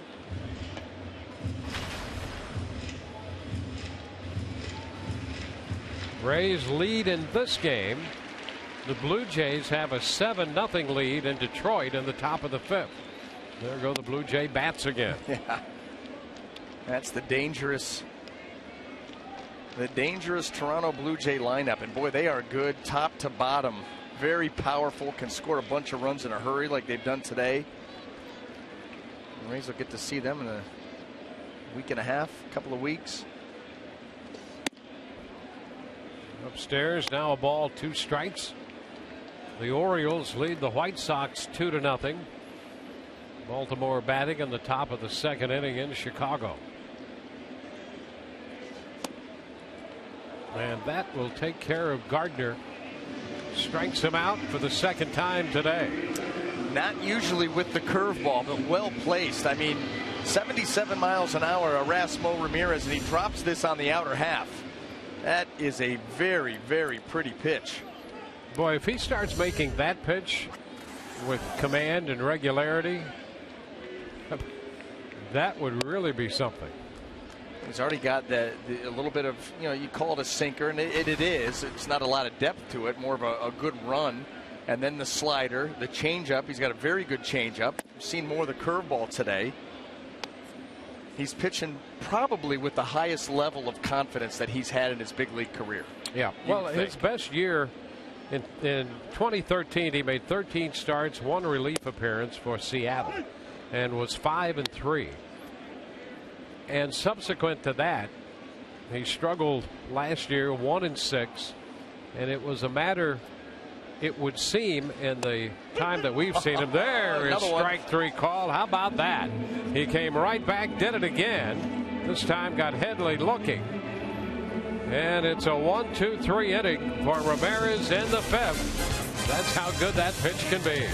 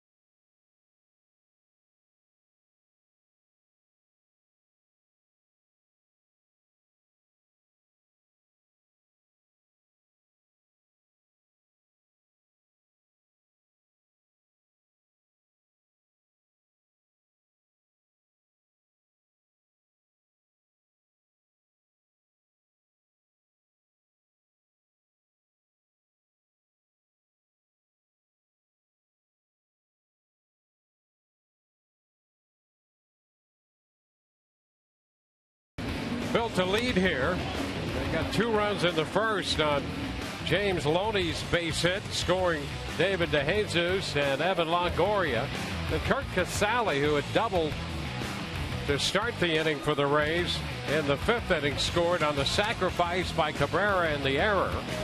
The Rays have had some good defensive work behind Erasmo Ramirez, who has settled in the 3rd, 4th, and 5th innings and has given the Rays 5 innings of 1 hit, 3 walk, 3 strikeout, shutout baseball. Well, I tell you, he does it quietly. Ramirez does it quietly. Not the big strikeout numbers, the big velocity on the fastball, but just continues to put up good lines. Steven Souza Jr. facing Brian Mitchell, a new pitcher for the Yankees. Young right-hander makes his 4th appearance. A healthy arm too. That first fastball at 96. It's 1-1.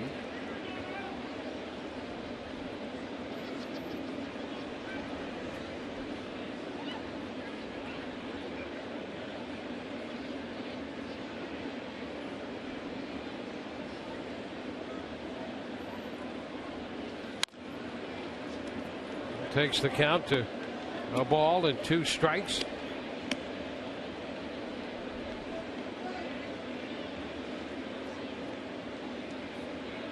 Mitchell made his major league debut last year for the Yankees, got into a handful of games covering 11 innings.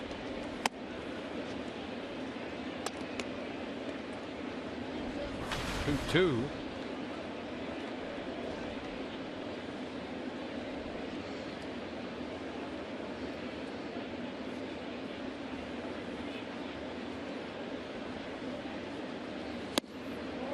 And Souza is out on strikes on a fastball at 97 up.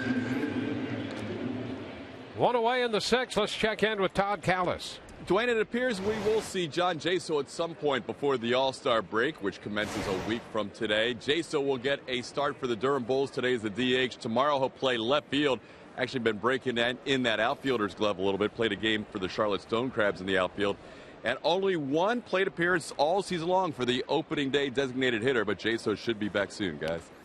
Yeah, there's some talk that it could be no definitive word, but the idea that he could be activated during the Kansas City series. We'll see. That will be interesting to see, and to see how Kevin Cash works him back into the lineup and where. You think about left field. Okay, David DeJesus. You spell him from time to time. You spell Joey Butler from time to time.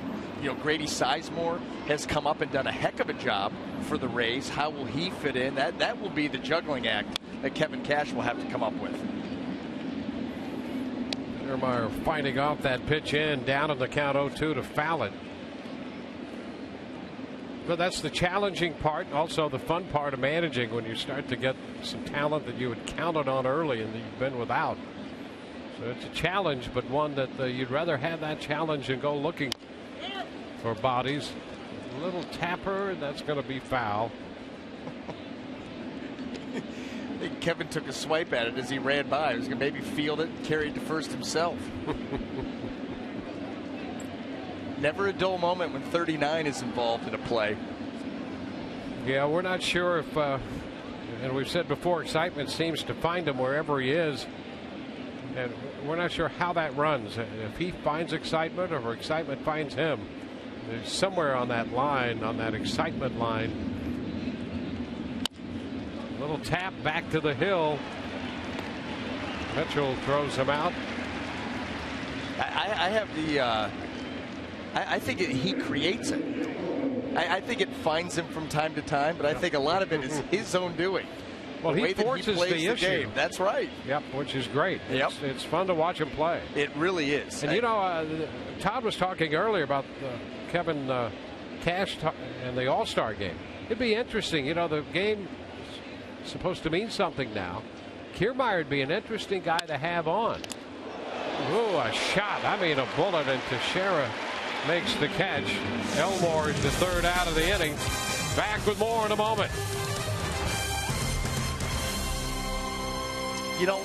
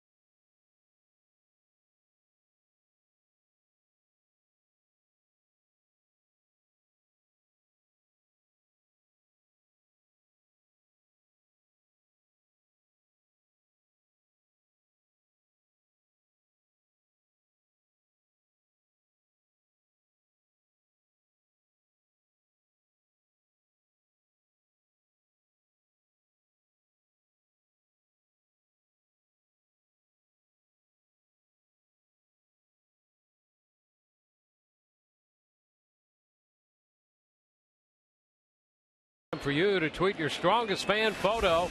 Use the hashtag SSData StrongFan, and you just might see yourself in an upcoming broadcast brought to you by T-Mobile. We go to the bottom half of the sixth. Rays out 1-2-3 against Brian Mitchell in the top of the inning, and here's Alex Rodriguez against Ramirez. The pitch is a strike. Ramirez, Teixeira, and McCann.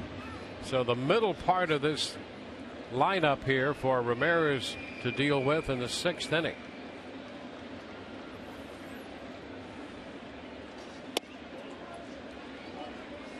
One and one.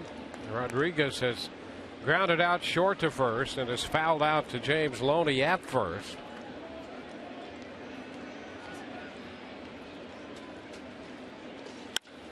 And a long one into left center field. That ball is well tagged and gone into the bullpen. The Yankees get their first run on the 16th home run of the year for Alex Rodriguez.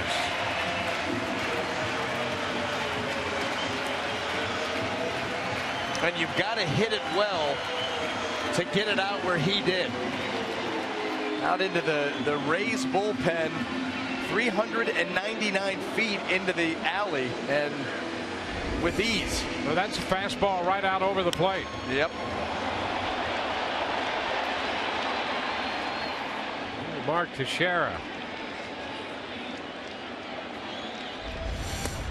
And Teixeira misses out in front. Strike one. And that will be a byproduct from time to time of being aggressive. But with a 4-run lead, that's what you expect. Don't want it out over the heart of the plate. But when you're attacking the strike zone, there will be an occasional mistake. Well, Alex Rodriguez, it's number 670. 1-2. Interesting with Rodriguez on the all-time RBI list, and whether you include Babe Ruth in that list or not. He's both trail Hank Aaron. A high fly ball into deep right. That ball will be caught. Steven Souza Jr. right in front of the auxiliary scoreboard. And that's that part of the ballpark where it's so easy, not that it's easy to get it out of any park, but easier in that area here. And Souza made the catch. Well, a lot of carry out to right center. This ball hit really high. And Souza Jr.'s got a beat on it, and right there in front of the wall makes the catch. Nice job of following that the whole way. A couple feet short. Ryan McCann takes it down and in.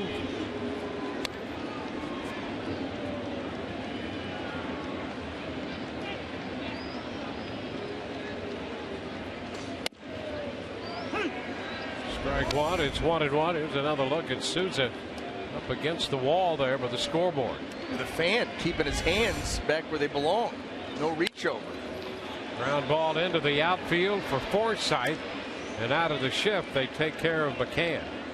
And that truly is a shift that works right there, because that ball by Loney, but you get Forsythe out there in shallow right field. He's got all that extra range and is able to work his way over there and make that play. Interesting. Ramirez here being very efficient once again. Just 82 pitches, 5 2/3.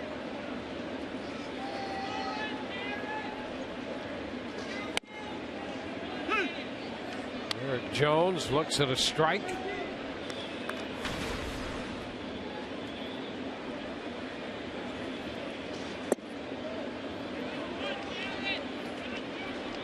Two.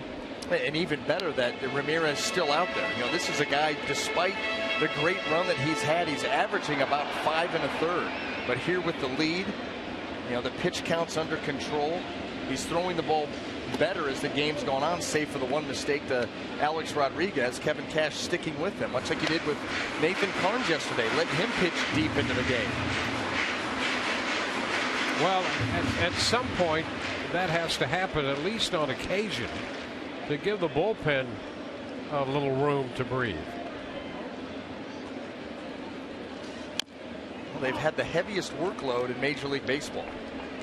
And so you're right, you've got to pick some spots, you know, obviously when the game dictates it, to allow that starter to get a few extra outs. 1-2 count on Jones. Seen that pitch a couple times today. Yeah, just a bit inside and to the backstop. 2-2.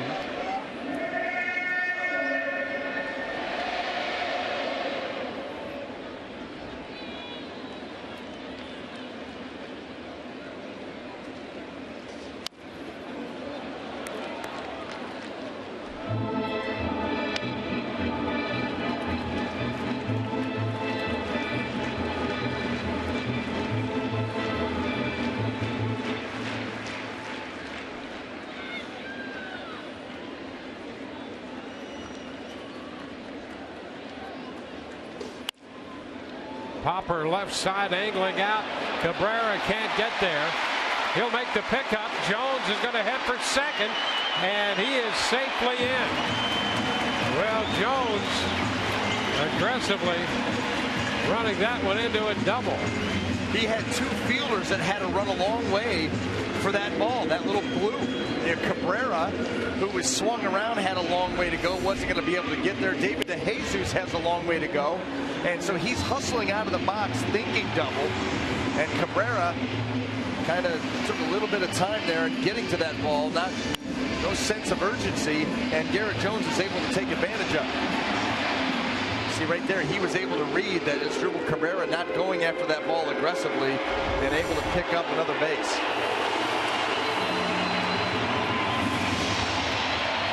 Well, Jim Hickey spending some time on the mound with Ramirez. It's a 4-1 ball game. The Yankees with 2 outs have Jones in scoring position and Prince Young about to step in. Young 0 for 1. He was hit by a pitch on the pinstripe back in the 4th. Foul ball, strike one.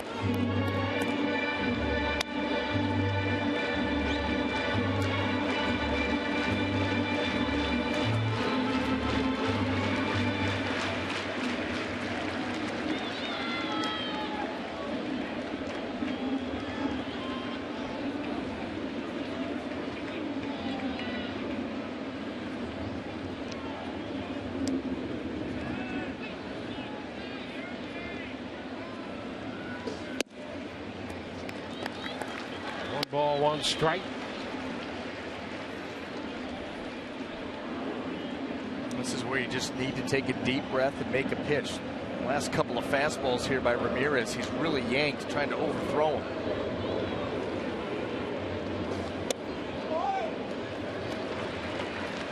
Two and one.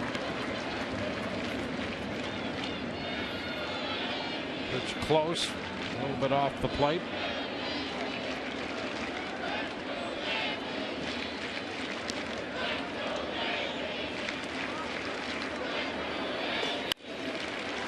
The right side, that's out of play. 2-2. CB Buckner has been calling the balls and strikes today, and not a lot of complaints today. Interesting, hitters and pitchers will tell you that throughout his career and their stay, that sometimes he tends to be a hitter's umpire and sometimes a pitcher's umpire, and so he's really a conundrum if you're either a hitter or a pitcher. And today, no complaints either way. Which is strange, because you're right. Usually it's one way or the other. That's why everybody's yelling at CB Buckner.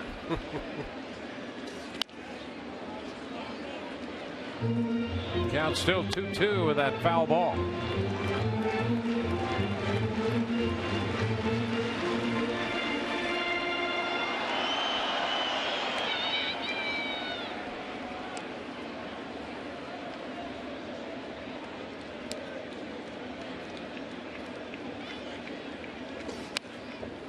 Fouled again, right back. Good velocity on that fastball, but a nice job by Chris Young to fight it off. He's trying to cover everything right now, hoping for a mistake. Shorten the swing and try to put the ball in play. Ramirez, all he's trying to do is throw off the timing, miss the barrel of the bat, and end this inning.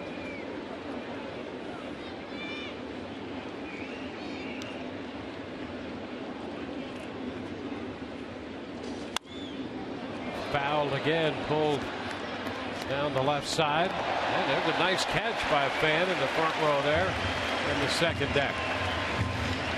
And acknowledging himself. Taking his moment.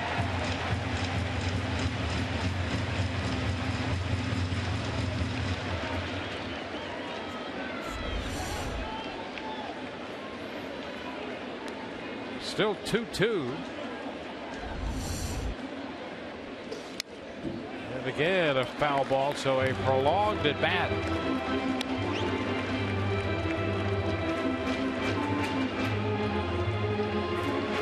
Well, he's worked them all over the strike zone, and we haven't seen too many today, but this may be a nice chance to sweep that breaking ball down and away from Chris Young. And now it's 3-2. And I love the idea. I think he had him set up for that pitch, but that's where it comes down to. You can have the idea, but you've got to be able to execute it. I think if he executes that pitch, he probably gets a swing and a miss and the inning's over, but it came out of his hand low, an easy read for Young to lay off of it as it ends up in the dirt. Well, a big spot right here.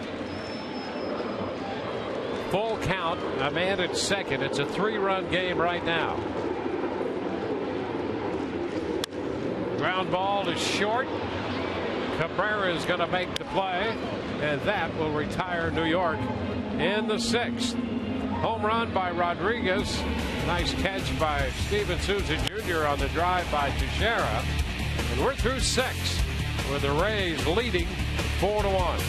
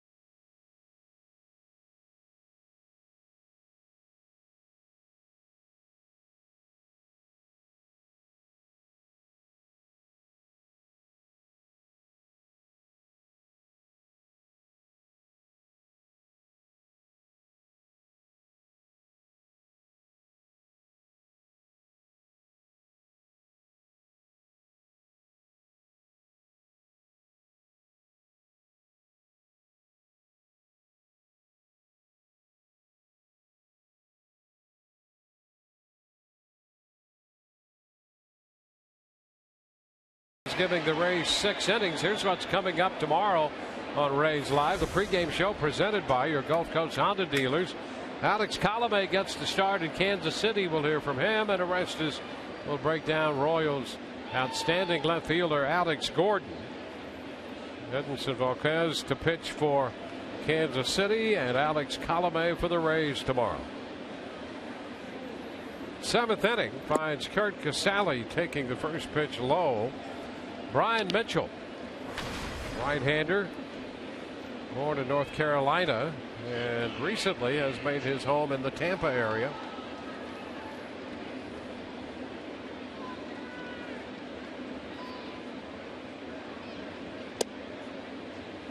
Throws a strike. It's 1-1. He had a 1-2-3 6th in relief of Ivan Nova.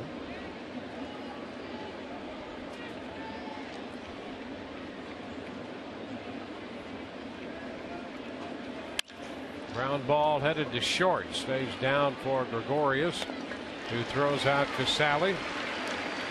One gone in the 7th.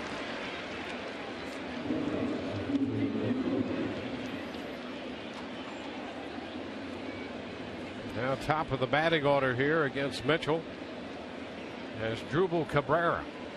Rays scored 2 runs in the first today, added a run in the second, another run in the 5th. And the Yankees got a run in the 6th inning to make it a 3-run contest. So the Rays did a little adding on early. Would love to do that late. We've seen how important that can be. 1-0 the count to Cabrera. You feel good at 4-1, especially with the Rays. You know, the back end of the bullpen going to be coming in, but not real good.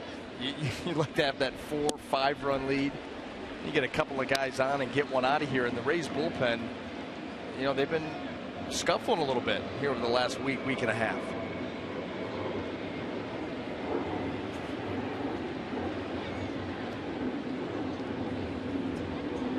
A 1-1 count to Cabrera. Liner into right, and that ball will drop. It'll be knocked down by Jones out there in right field to keep it in front of him. So Cabrera's aboard with his first hit. I don't think Garrett Jones could quite make the decision on what he wanted to do. I think initially he's thinking about maybe trying to take a hit away from Cabrera and go get this, and then realizing he's not going to get there. Then you just try to get a part of your body in front of that ball to keep it in front.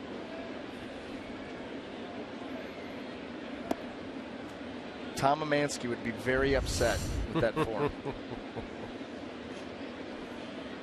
Now David DeJesus, who's been on twice with a single and a walk.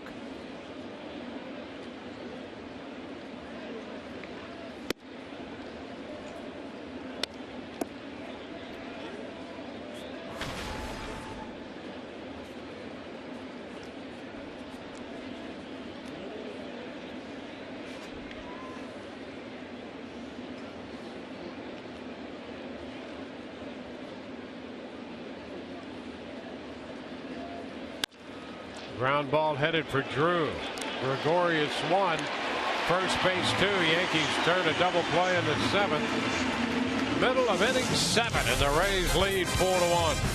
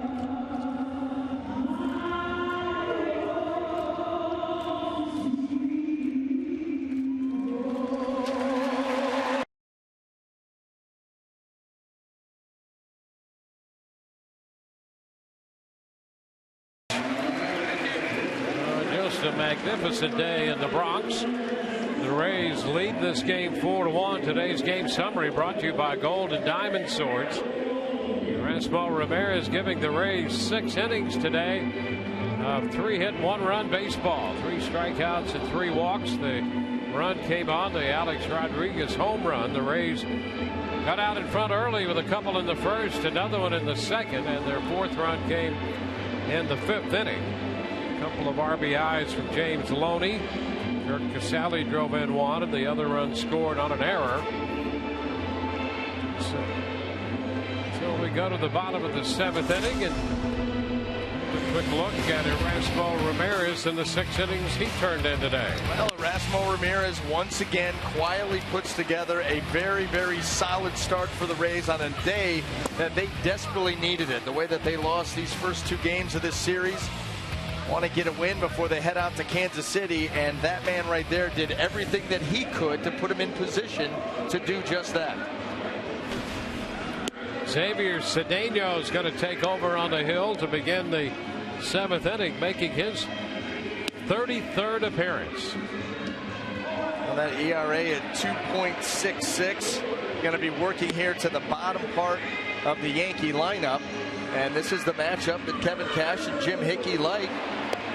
Now it's time to get it done. That bullpen needs to be strong for 3 more innings and get out of here with that W. Didi Gregorius will lead off, then Stephen Drew, followed by Brett Gardner.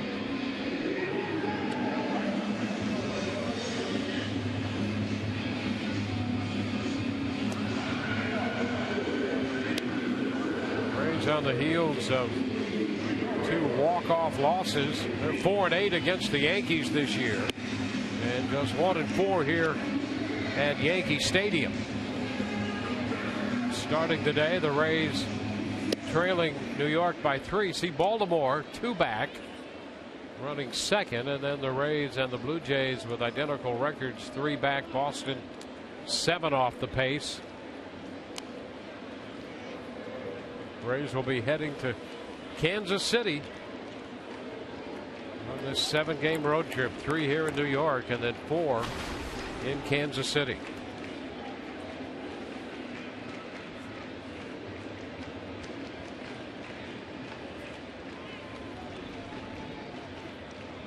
Didi Gregorius here against Xavier Cedeno on his first pitch. A fastball in off the plate.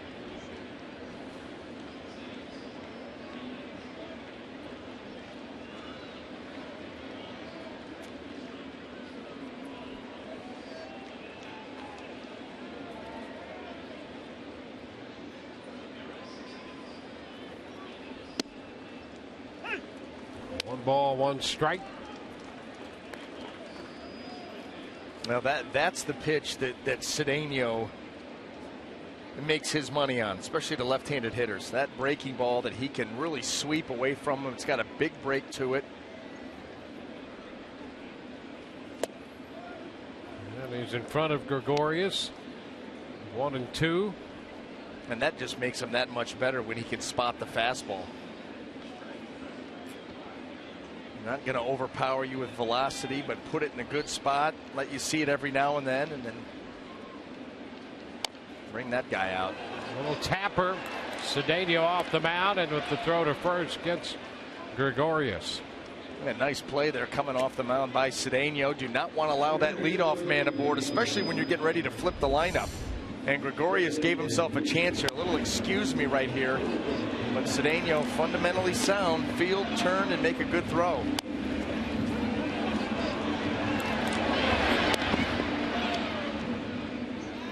So with 1 away, we'll get a pinch hitter for Stephen Drew, and Jose Pirela will bat for him. Brandon Gomes busy in the Rays bullpen.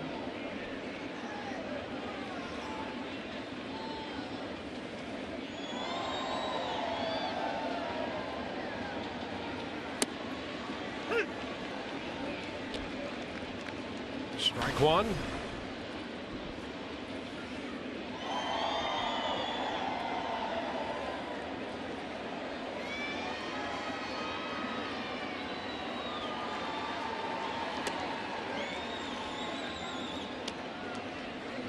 A ball and a strike.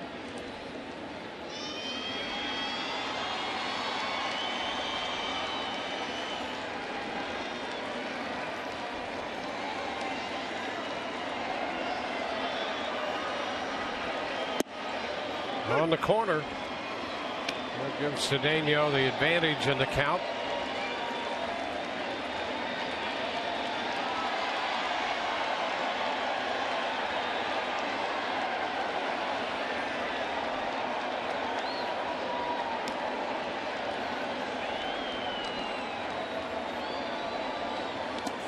Into the dirt. A swing and a miss. And Perella's going to reach. The ball popping away from Casale. So a strikeout, and Perella reaches.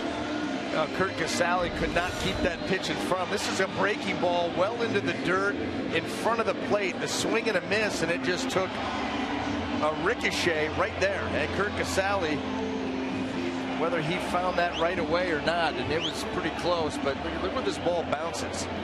There's the swing and a miss, and it just kicks a little bit sideways. And the Yankees benefit, pick up the strikeout, but they get a base runner, and that's what you don't want right now. Yeah, that ball went sideways and stayed down a little more, I think, than Casale was anticipating. I hate to give up any base runners late. So here's Gardner. First pitch misses. And the switch hitting Chase Headley on deck.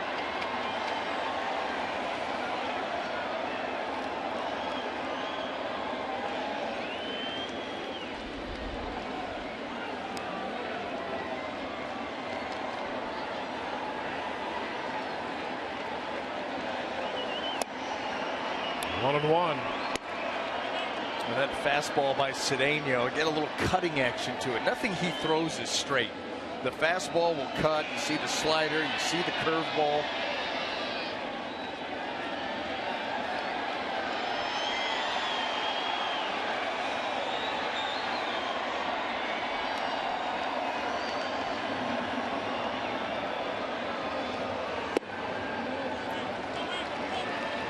Two balls and a strike. Rays receive 6 innings from Ramirez.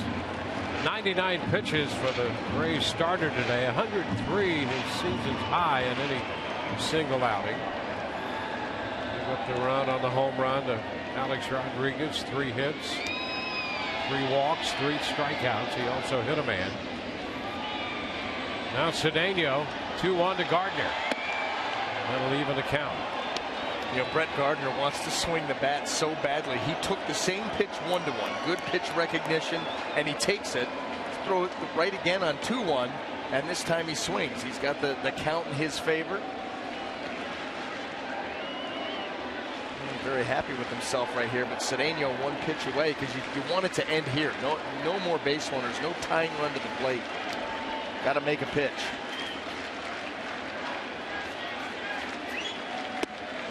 That's ball 3. Well, take, swing, take. Is there a trend working here?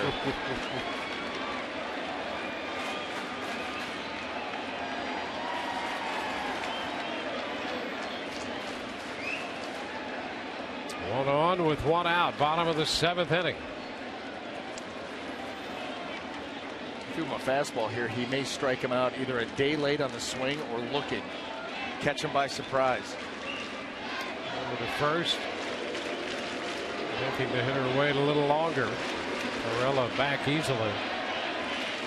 And there could be a couple of things at play there. First of all, Cedeno checking to see is Perella possibly running here in a full count. Or sometimes you'll do that when you want to change the pitch you're going to throw. Or you step off. You come set, you say, I'm not really sure about this. Either throw over or step off.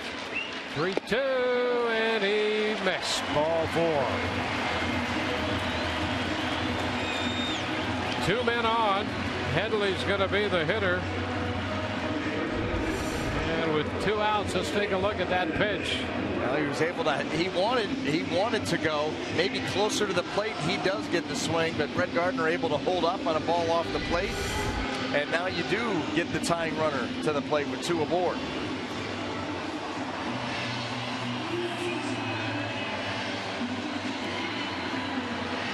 quick trip to the mound here by Jim Hickey.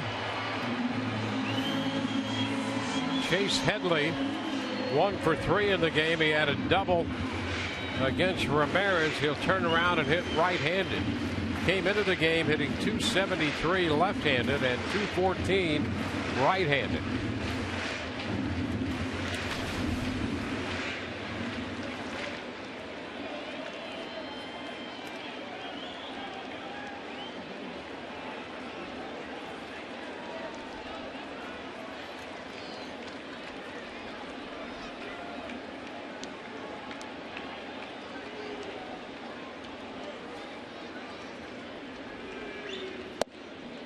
First pitch is a strike.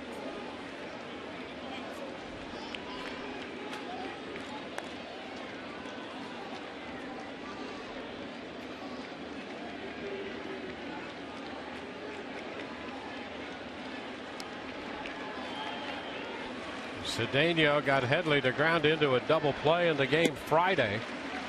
He could certainly use that here. Right now trying to entice him with pitches away. This is the matchup that the Rays wanted, turning Headley around, no question about that.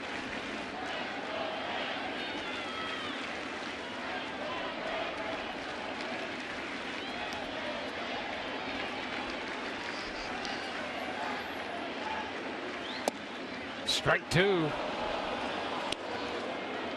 Boy, nice job by Kurt Casale to stay strong as he received that pitch. Well, you want to dip that glove below, but look at him, just keep that right there at the bottom of the zone, give C.B. Buckner a good look at it, and that call, that's a huge swing. 1-2, 2-1. Yeah, that was a great pitch, and you're right, a great reception and a great call. Yeah. Well, you get some of these catchers that kind of box that down, they may not, may not get it. But absolutely was a strike. You're going to pitch down in there. You want to get that call because that's exactly where you want that pitch. Yeah. And you're, when you get to a 1-2 count, the options, you open up all of your options. 2-1, you start to limit yourself. When you limit yourself, a hitter's got a better chance. That's obvious.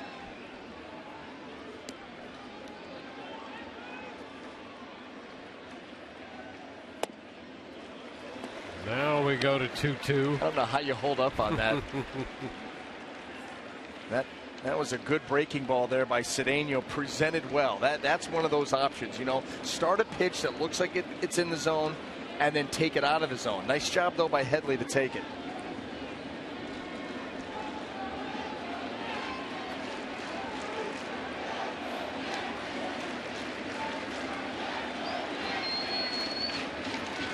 Two.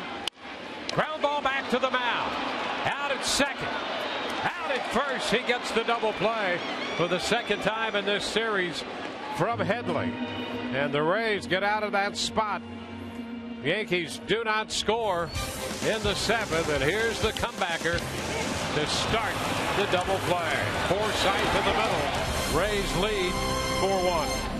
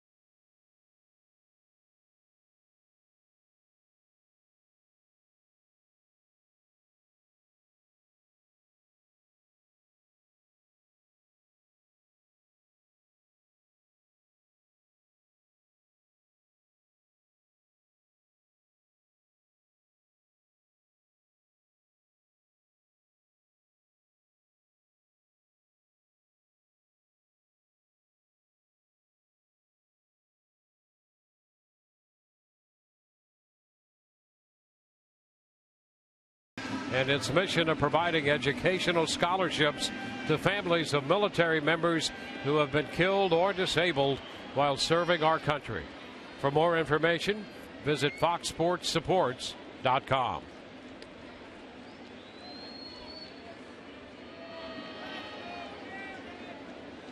On to the 8th inning.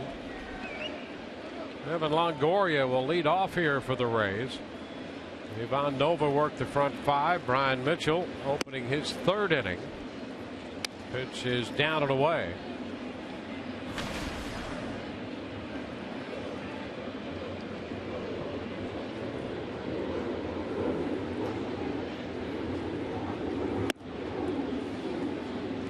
Two and 0.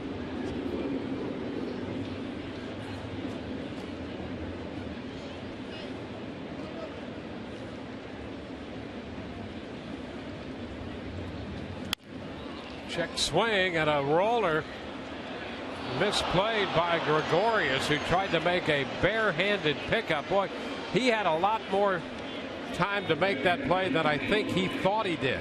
Well, I think he was assuming that Evan Longoria was going to be running out of the box. And Evan, I think, upset with himself on a 2-0 check swing that gets put into play, does not come out of the box hard at all. And so you're right, he's rushing, assuming that Evan is running.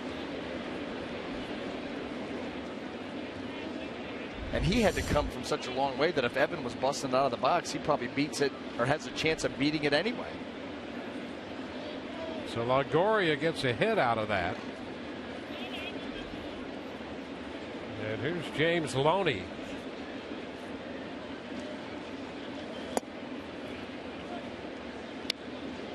I want to know the count on Loney.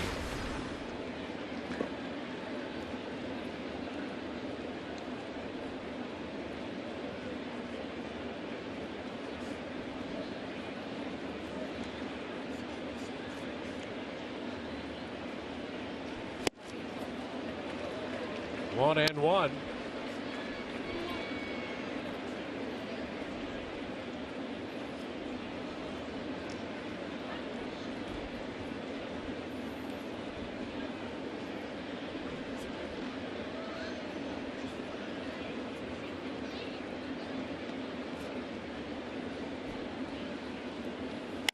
Ground ball, second. It's Perella, and it gets away from him. Throw to first.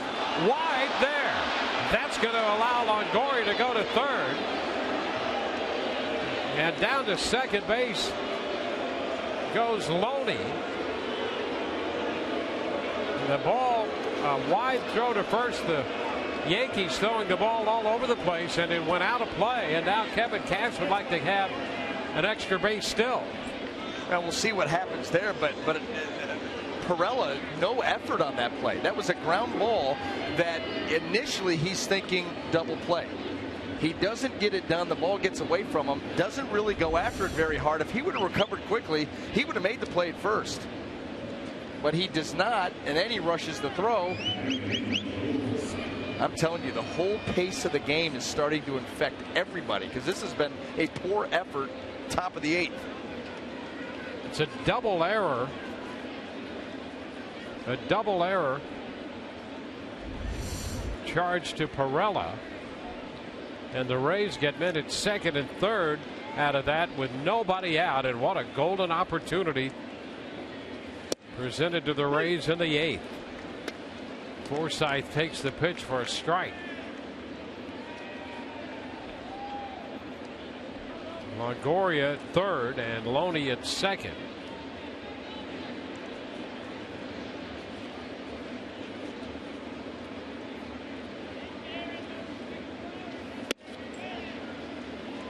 One and one. Here's Capuano up in the bullpen. Logan line to second in the 5th inning.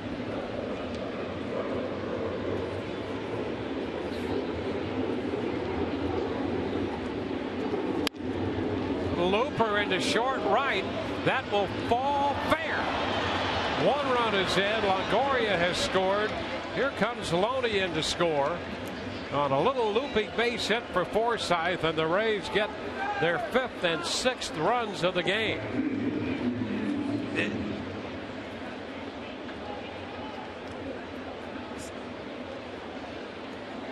Well, it's been the Rays' day.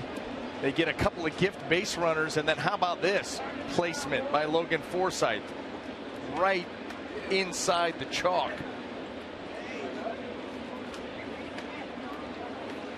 You see Longoria scoring from third base. Loney follows him around. And Steven Souza Jr. is now the hitter. And the strike. Rays lead 6-1.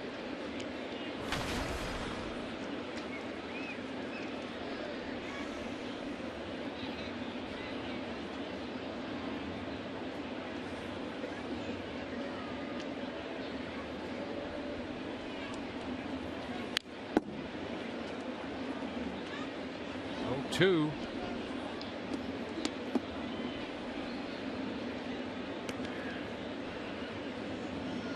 Well, a little defensive breakdown by the Yankees in the 8th, giving the Rays the opportunity.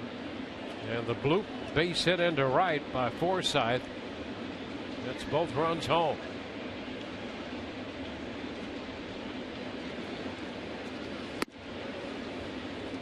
A ball, 2 strikes.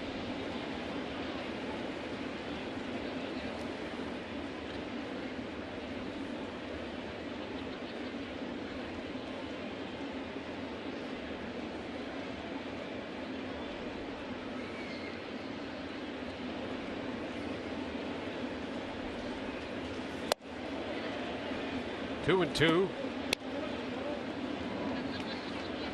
Well, the Rays trying to build as much cushion as they can muster. A man on, nobody out, 2 runs home. 2-2 the count on Souza Jr.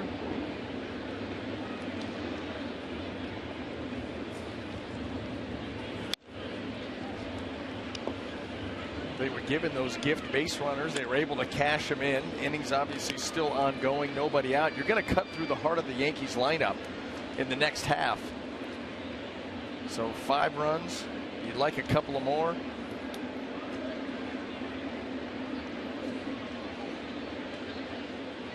With this offense, been able to keep the pressure on all afternoon. Oh, look out, and that hit him. He appears to be in pain, and C.B. Buckner wants to confer with Dan Isanya on what he saw as to whether Souza swung at that pitch or not. Souza in pain down on one knee. And they're going to award him first base, it would appear, from the initial reaction of C.B. Buckner.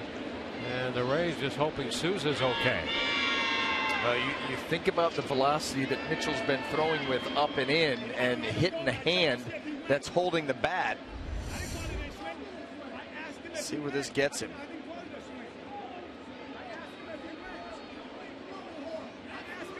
Went right off the knuckles. Yeah, you could hear it. That did not sound good. No, and the velocity on that, what, 95, 96? Oh yeah, right the top part of that hand.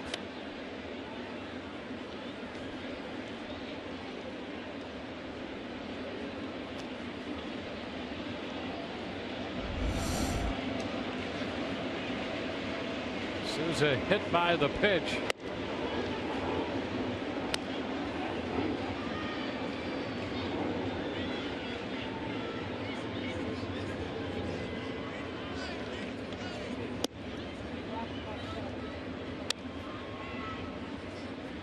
Well, top hand swinging. That's his throwing hand.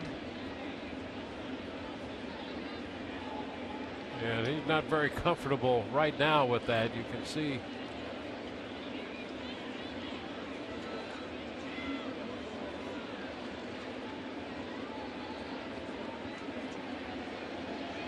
Paul Harker out there from the Rays training staff, and he wants to make sure, double checking with Souza.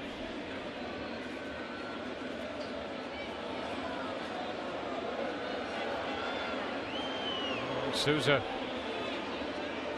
will stay on and head to first base. And now Joe Girardi comes out of the dugout with Kiermaier due up, and he's going to make a pitching change as Souza takes the long walk down to first. We'll be back in just a moment.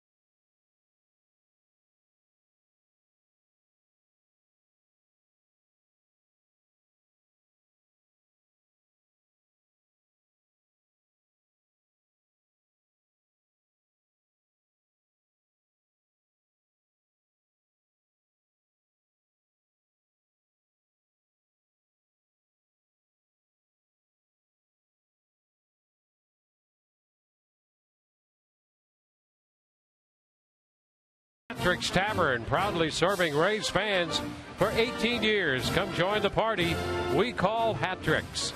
By Kubota. To find a participating dealer, go to FloridaKubotaDealers.com. And by your Gulf Coast Honda dealers.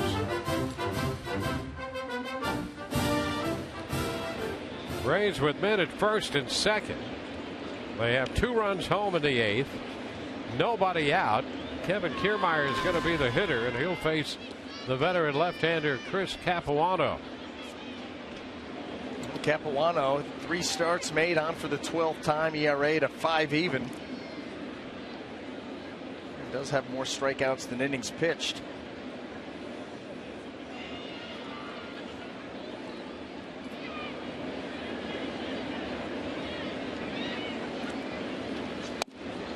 His first pitch is a strike to Kiermaier. Rays right now have 6 runs on 9 hits. And the Yankees a run on 3 hits. See, Kiermaier actually continues to hit a little better off lefties than right-handed pitching.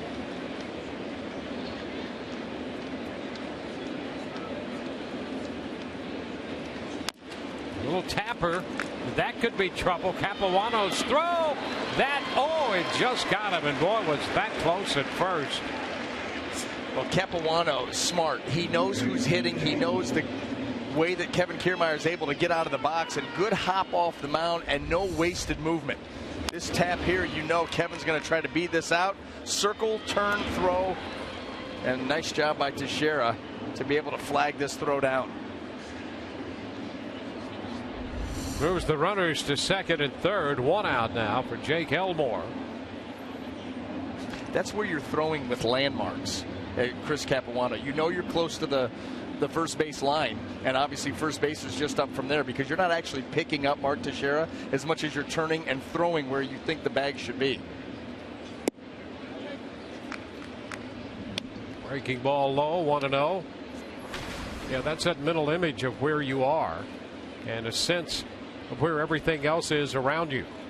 Yeah, because if you're turning to find Teixeira, Kiermaier's already, he's already by the bag. Right.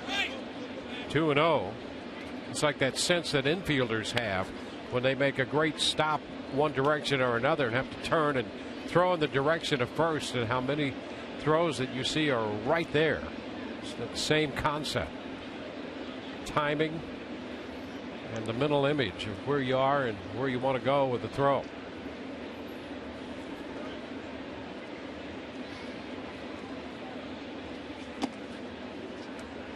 Well, for that reason and a lot of others, it's precisely why this game cannot be a part-time game. You have to do it day in and day out, work on all of those different parts of the game to be sharp, to be able to do that. If you watched baseball played at a high level and they played 2 or 3 games a week, it wouldn't be at such a high level. You need to be out there day in and day out, playing and working at it. 3-1 the count to Jake Elmore. Kurt Casale is on deck.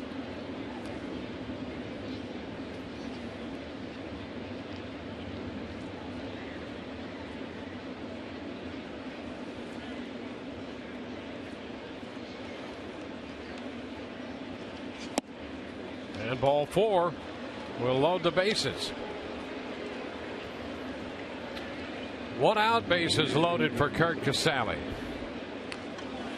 Casale has scored a run off a double in the 5th, drove in a run with a sacrifice fly in the 2nd inning.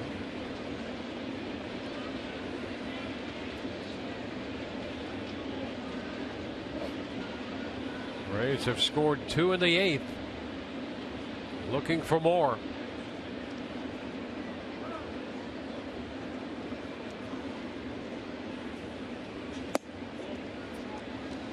Ball 1. Look, Kurt Casale, a great opportunity here. The Rays looking to not only win this ball game, but send a message as they leave.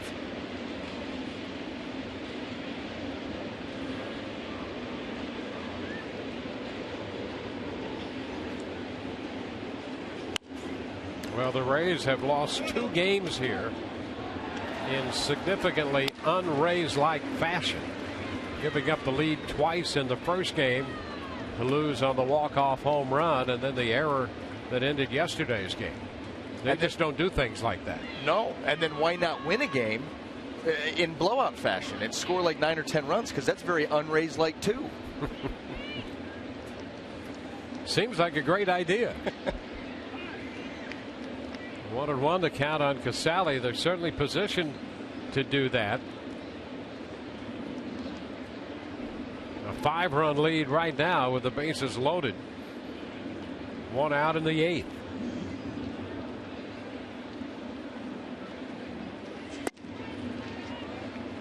We'll take the count to 2 balls and a strike.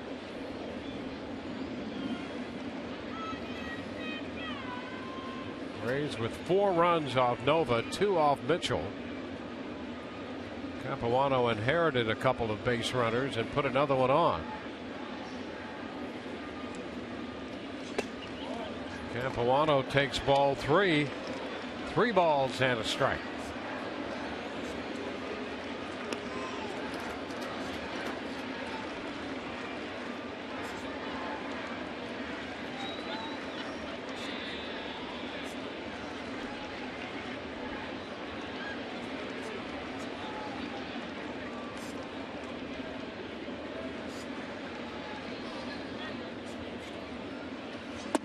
And ball 4, and the Rays will get another run here. Forsythe crosses the plate. The bases remain loaded. And after the walk of Casale, Larry Rothschild takes a walk of his own. He strolls to the mound. He's just trying to go out there, talk to his pitcher, get him back in the zone. This has been, for the Rays, a tremendous inning. For the Yankees, it's been a disaster. Trying to just hang around to try to make something happen late, and they have just given away this inning. And it's not over yet. Well, it's cost him 3 runs right now, and the Rays, with a hit or two, could blow this inning wide open.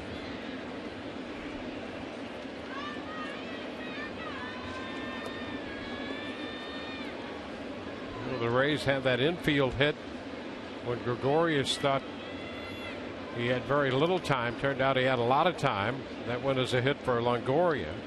And Forsythe got the RBI hit, a little bloop into right. Here's Cabrera sending a fly ball into right field, and Jones goes to the track. How about the carry on that one? That's going to score a run. The throw back to second. Souza Jr. scores. The Rays have another run home. Cabrera picking up his 22nd run batted into the year, and boy, that ball carried and then some.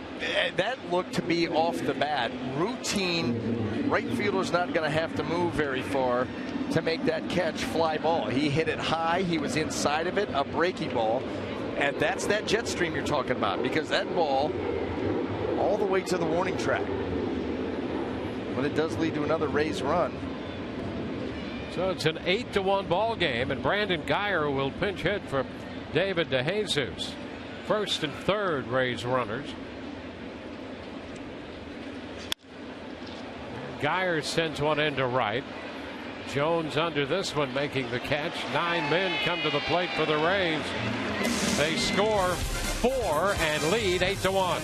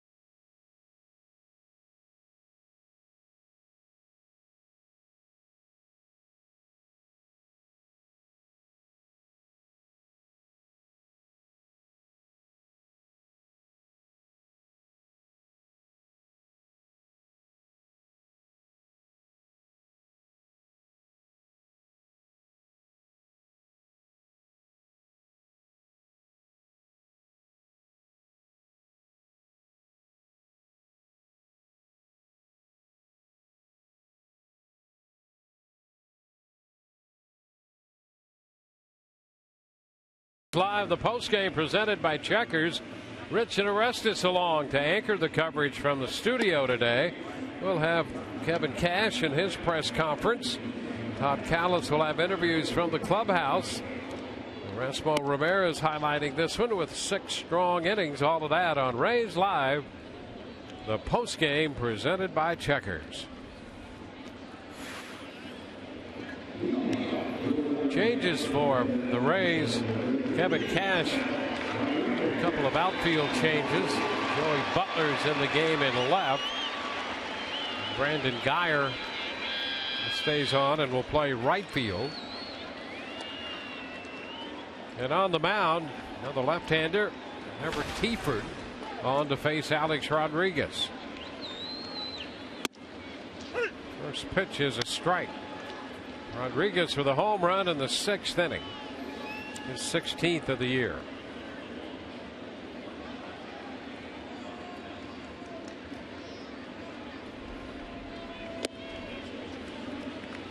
One and one.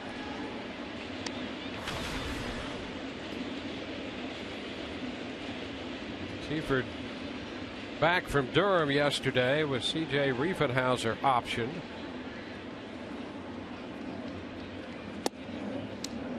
And this is one of those games where the Rays with a 7-run lead, you know that Kevin Cash wants to stay away from the back end guys. So important for Everett Tieford, maybe for the 2 innings or anybody that may come in after him, to shut the door right here. Not let the Yankees get something going where all of a sudden Boxberger, McGee, Jepson, have to get up. Give those guys an extra day, especially with the stretch of games coming that the Rays are going to face. That's not ball four to Rodriguez, and that's not what you want to do. No, lead off walk with a 7-run lead. No question. At the middle part of the order coming up, you lead right now 8-1, but you're right, you could get back into territory in a hurry where you'd have to get those guys up. And the Rays don't get many games like this where they're in control of the game and they don't have to go to those 3 guys. Typically they're into ball games that the Rays are going to win. Here you can avoid that. Important that you do. First pitch strike to Mark Teixeira. Teixeira 0 for 2. He walked his first time up. Tapper, a ball that's just foul. Elmore made the pickup down there. So a 2-strike count. Well, the Rays started this game with the idea of breaking a 7-game losing streak. The White Sox and the Tigers had the longest losing streaks in the American League this year at 8. The Rays 7 coming into this one.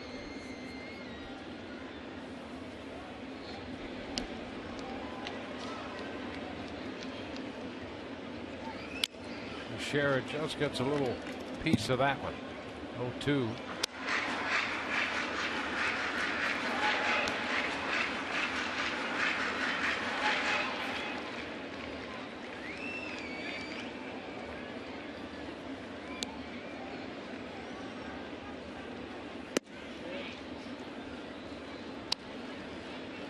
One ball, 2 strikes.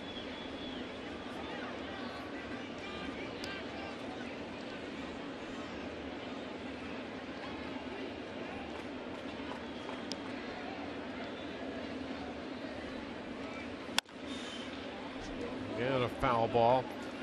We're talking about all those games that the back end of the bullpen has been in, and they've all, it seems, been close. The Rays just don't get many games like this. Yesterday, the 47th time that a Rays starter has given up 2 runs or fewer, and the 21st time that they've lost one of those games. Which is just truly remarkable. The pitching that the Rays get basically game in and game out from their starter, and the number 21 that's wasted, absolutely wasted.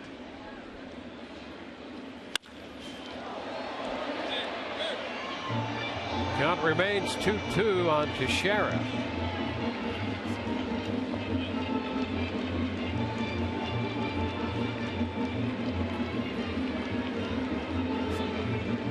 Six innings from Ramirez, 1 for Cedeno, and Teaford on in the bottom of the 8th.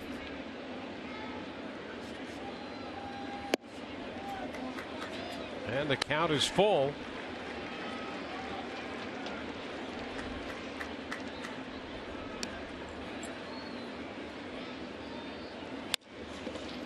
Down to third. Elmore second base, and there's the double play. That's what the Rays are looking for.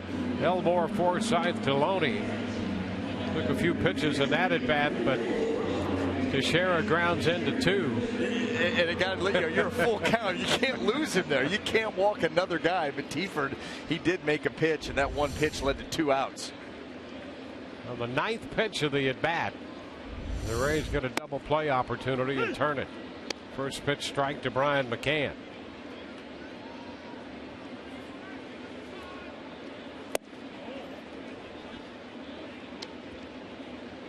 One and one.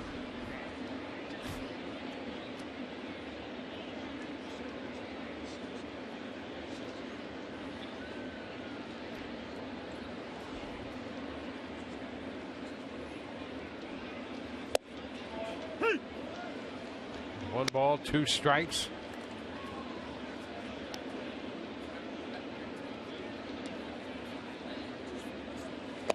And a cut and a miss. So Teaford strikes out Brian McCann. We're headed into the 9th inning with the Rays leading 8-1.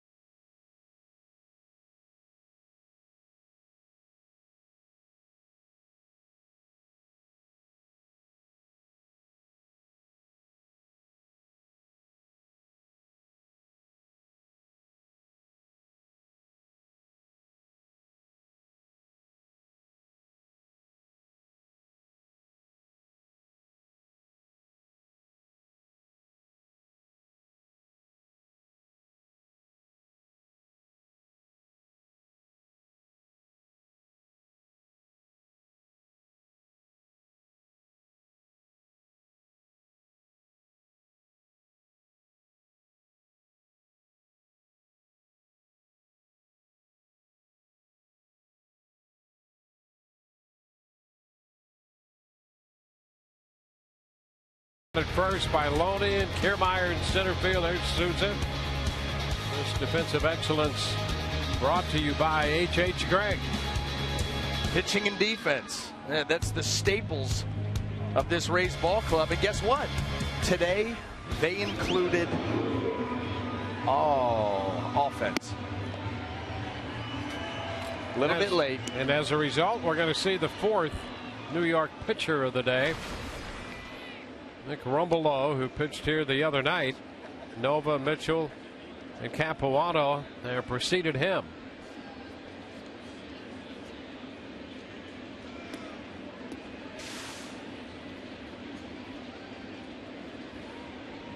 And here's Evan Longoria serving as the DH today. Is 2 for 4. He fouls it right back. Strike one.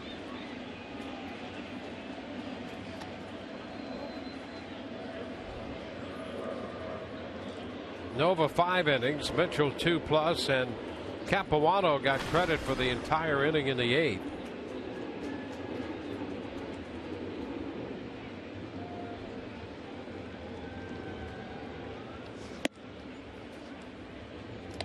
A 1-1 count. Rays started the day game over 500 as a result of this losing streak. They're down to 42 and 41 and 500 inside the East. 20-20 against AL East opponents.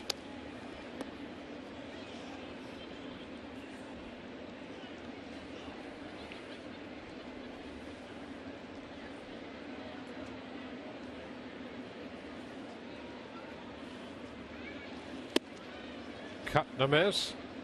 2-2.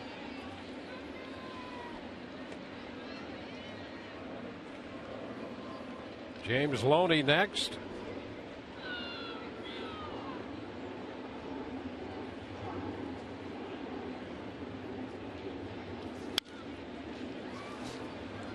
Rumbelow, young hard-throwing right-hander out of LSU. I love the pitching mechanics. I mean, you hear about guys reaching back for a little extra. Boy, watch when he reaches back. He reaches way back, doesn't he? That back, when he pulls the hand out of the glove, he's almost scraping the knuckles on the mound. As far as he could bring it from to create some deception and velocity. High fly ball into left. Chris Young waiting for this one to come down.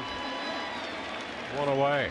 Rays will be headed to Kansas City immediately following this game to continue a 7-game road trip. And Alex Colomé will open it against Edinson Volquez. Matt Bohr will pitch the second game against Chris Young. They'll face Jeremy Guthrie on Wednesday with Chris Archer pitching for the Rays, and Nathan Carnes comes back against Joe Blanton Thursday. That's a big series. Big series. Kansas City obviously going to the World Series last year. You're playing them in their ballpark where you've not played well at all the last couple of years. And much, we talk about the Rays being a young, exciting, energetic team. Kansas City, same type. It's going to be a fun 4 days.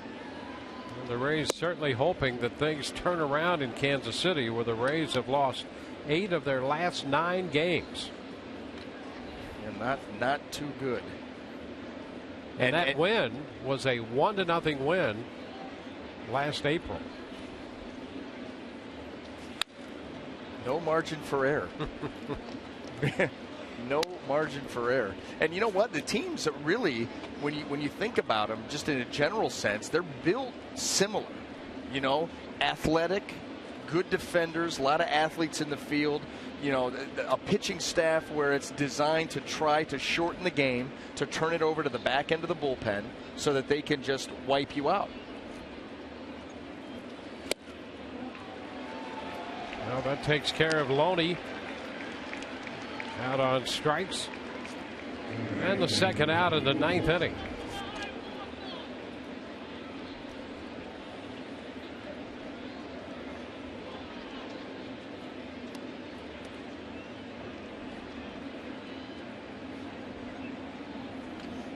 See Kansas City up by 3.5 over Minnesota in the Central.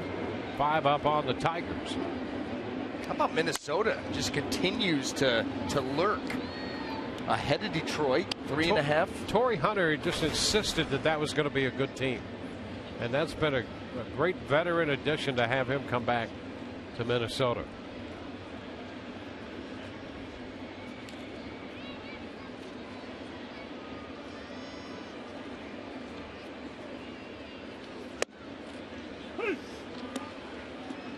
To the count to Forsythe.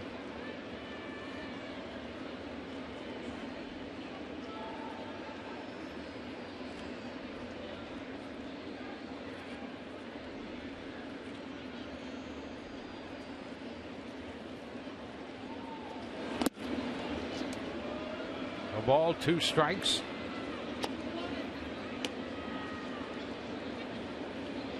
A strikeout of Loney, the 3rd strikeout of the day for New York pitching.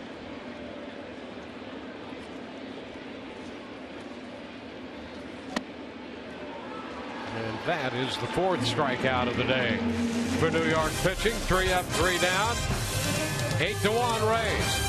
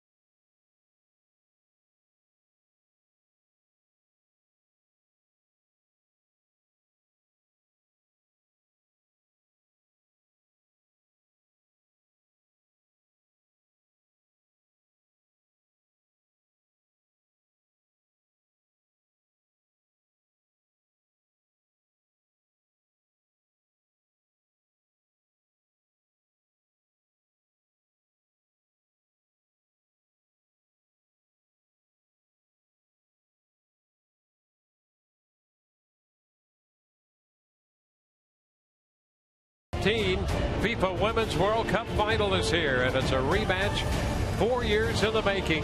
As Alex Morgan and Team USA take on defending champion Japan to see who will be crowned a champion.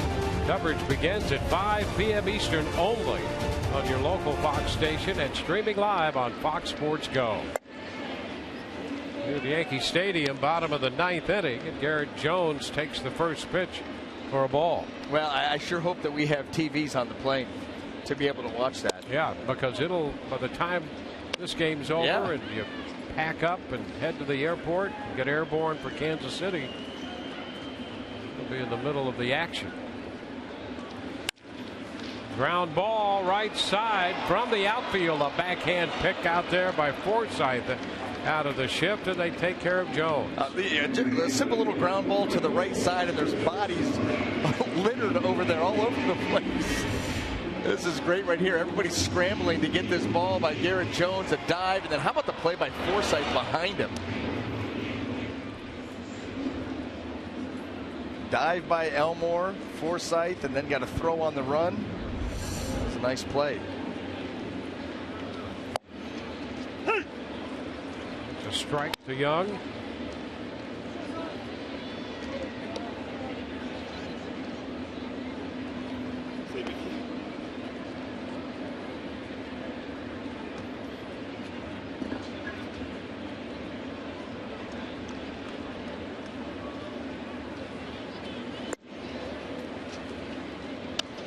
However, Tieford came on in the 8th, walked the first man he faced. Alex Rodriguez got a double play ball out of Teixeira. on a 3-2 count. Struck out McCann. Now the ground out of Jones.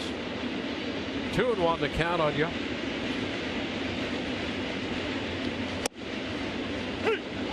Call.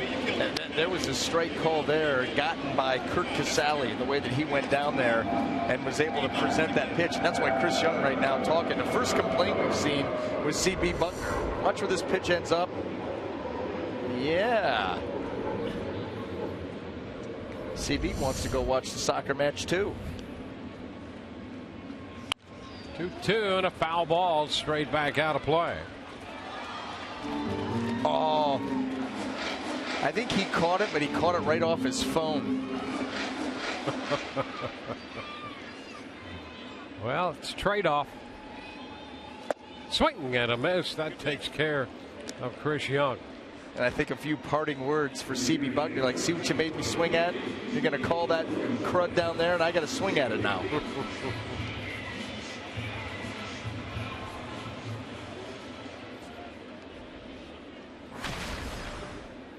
Two outs, bases empty, and Didi Gregorius.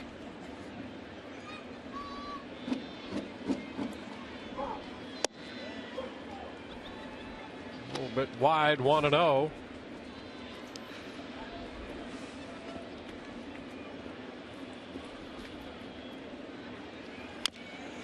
It's a Tapper foul, grabbed immediately there by Casale just in case, but it's a foul ball.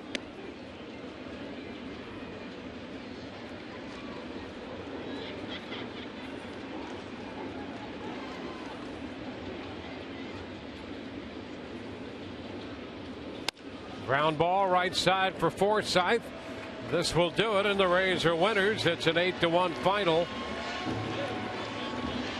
1, 2, 3 go the Yankees in the ninth, and the Rays snap the losing streak with a big win today, 8-1 over the Yankees. Erasmo Ramirez will win his 7th. 6 had been his previous season's high. 7 with this one tonight or today, and the Rays win at 8-1, and at the moment 2 games out behind New York, half game up on Toronto, and Baltimore a game and a half now as play continues. Toronto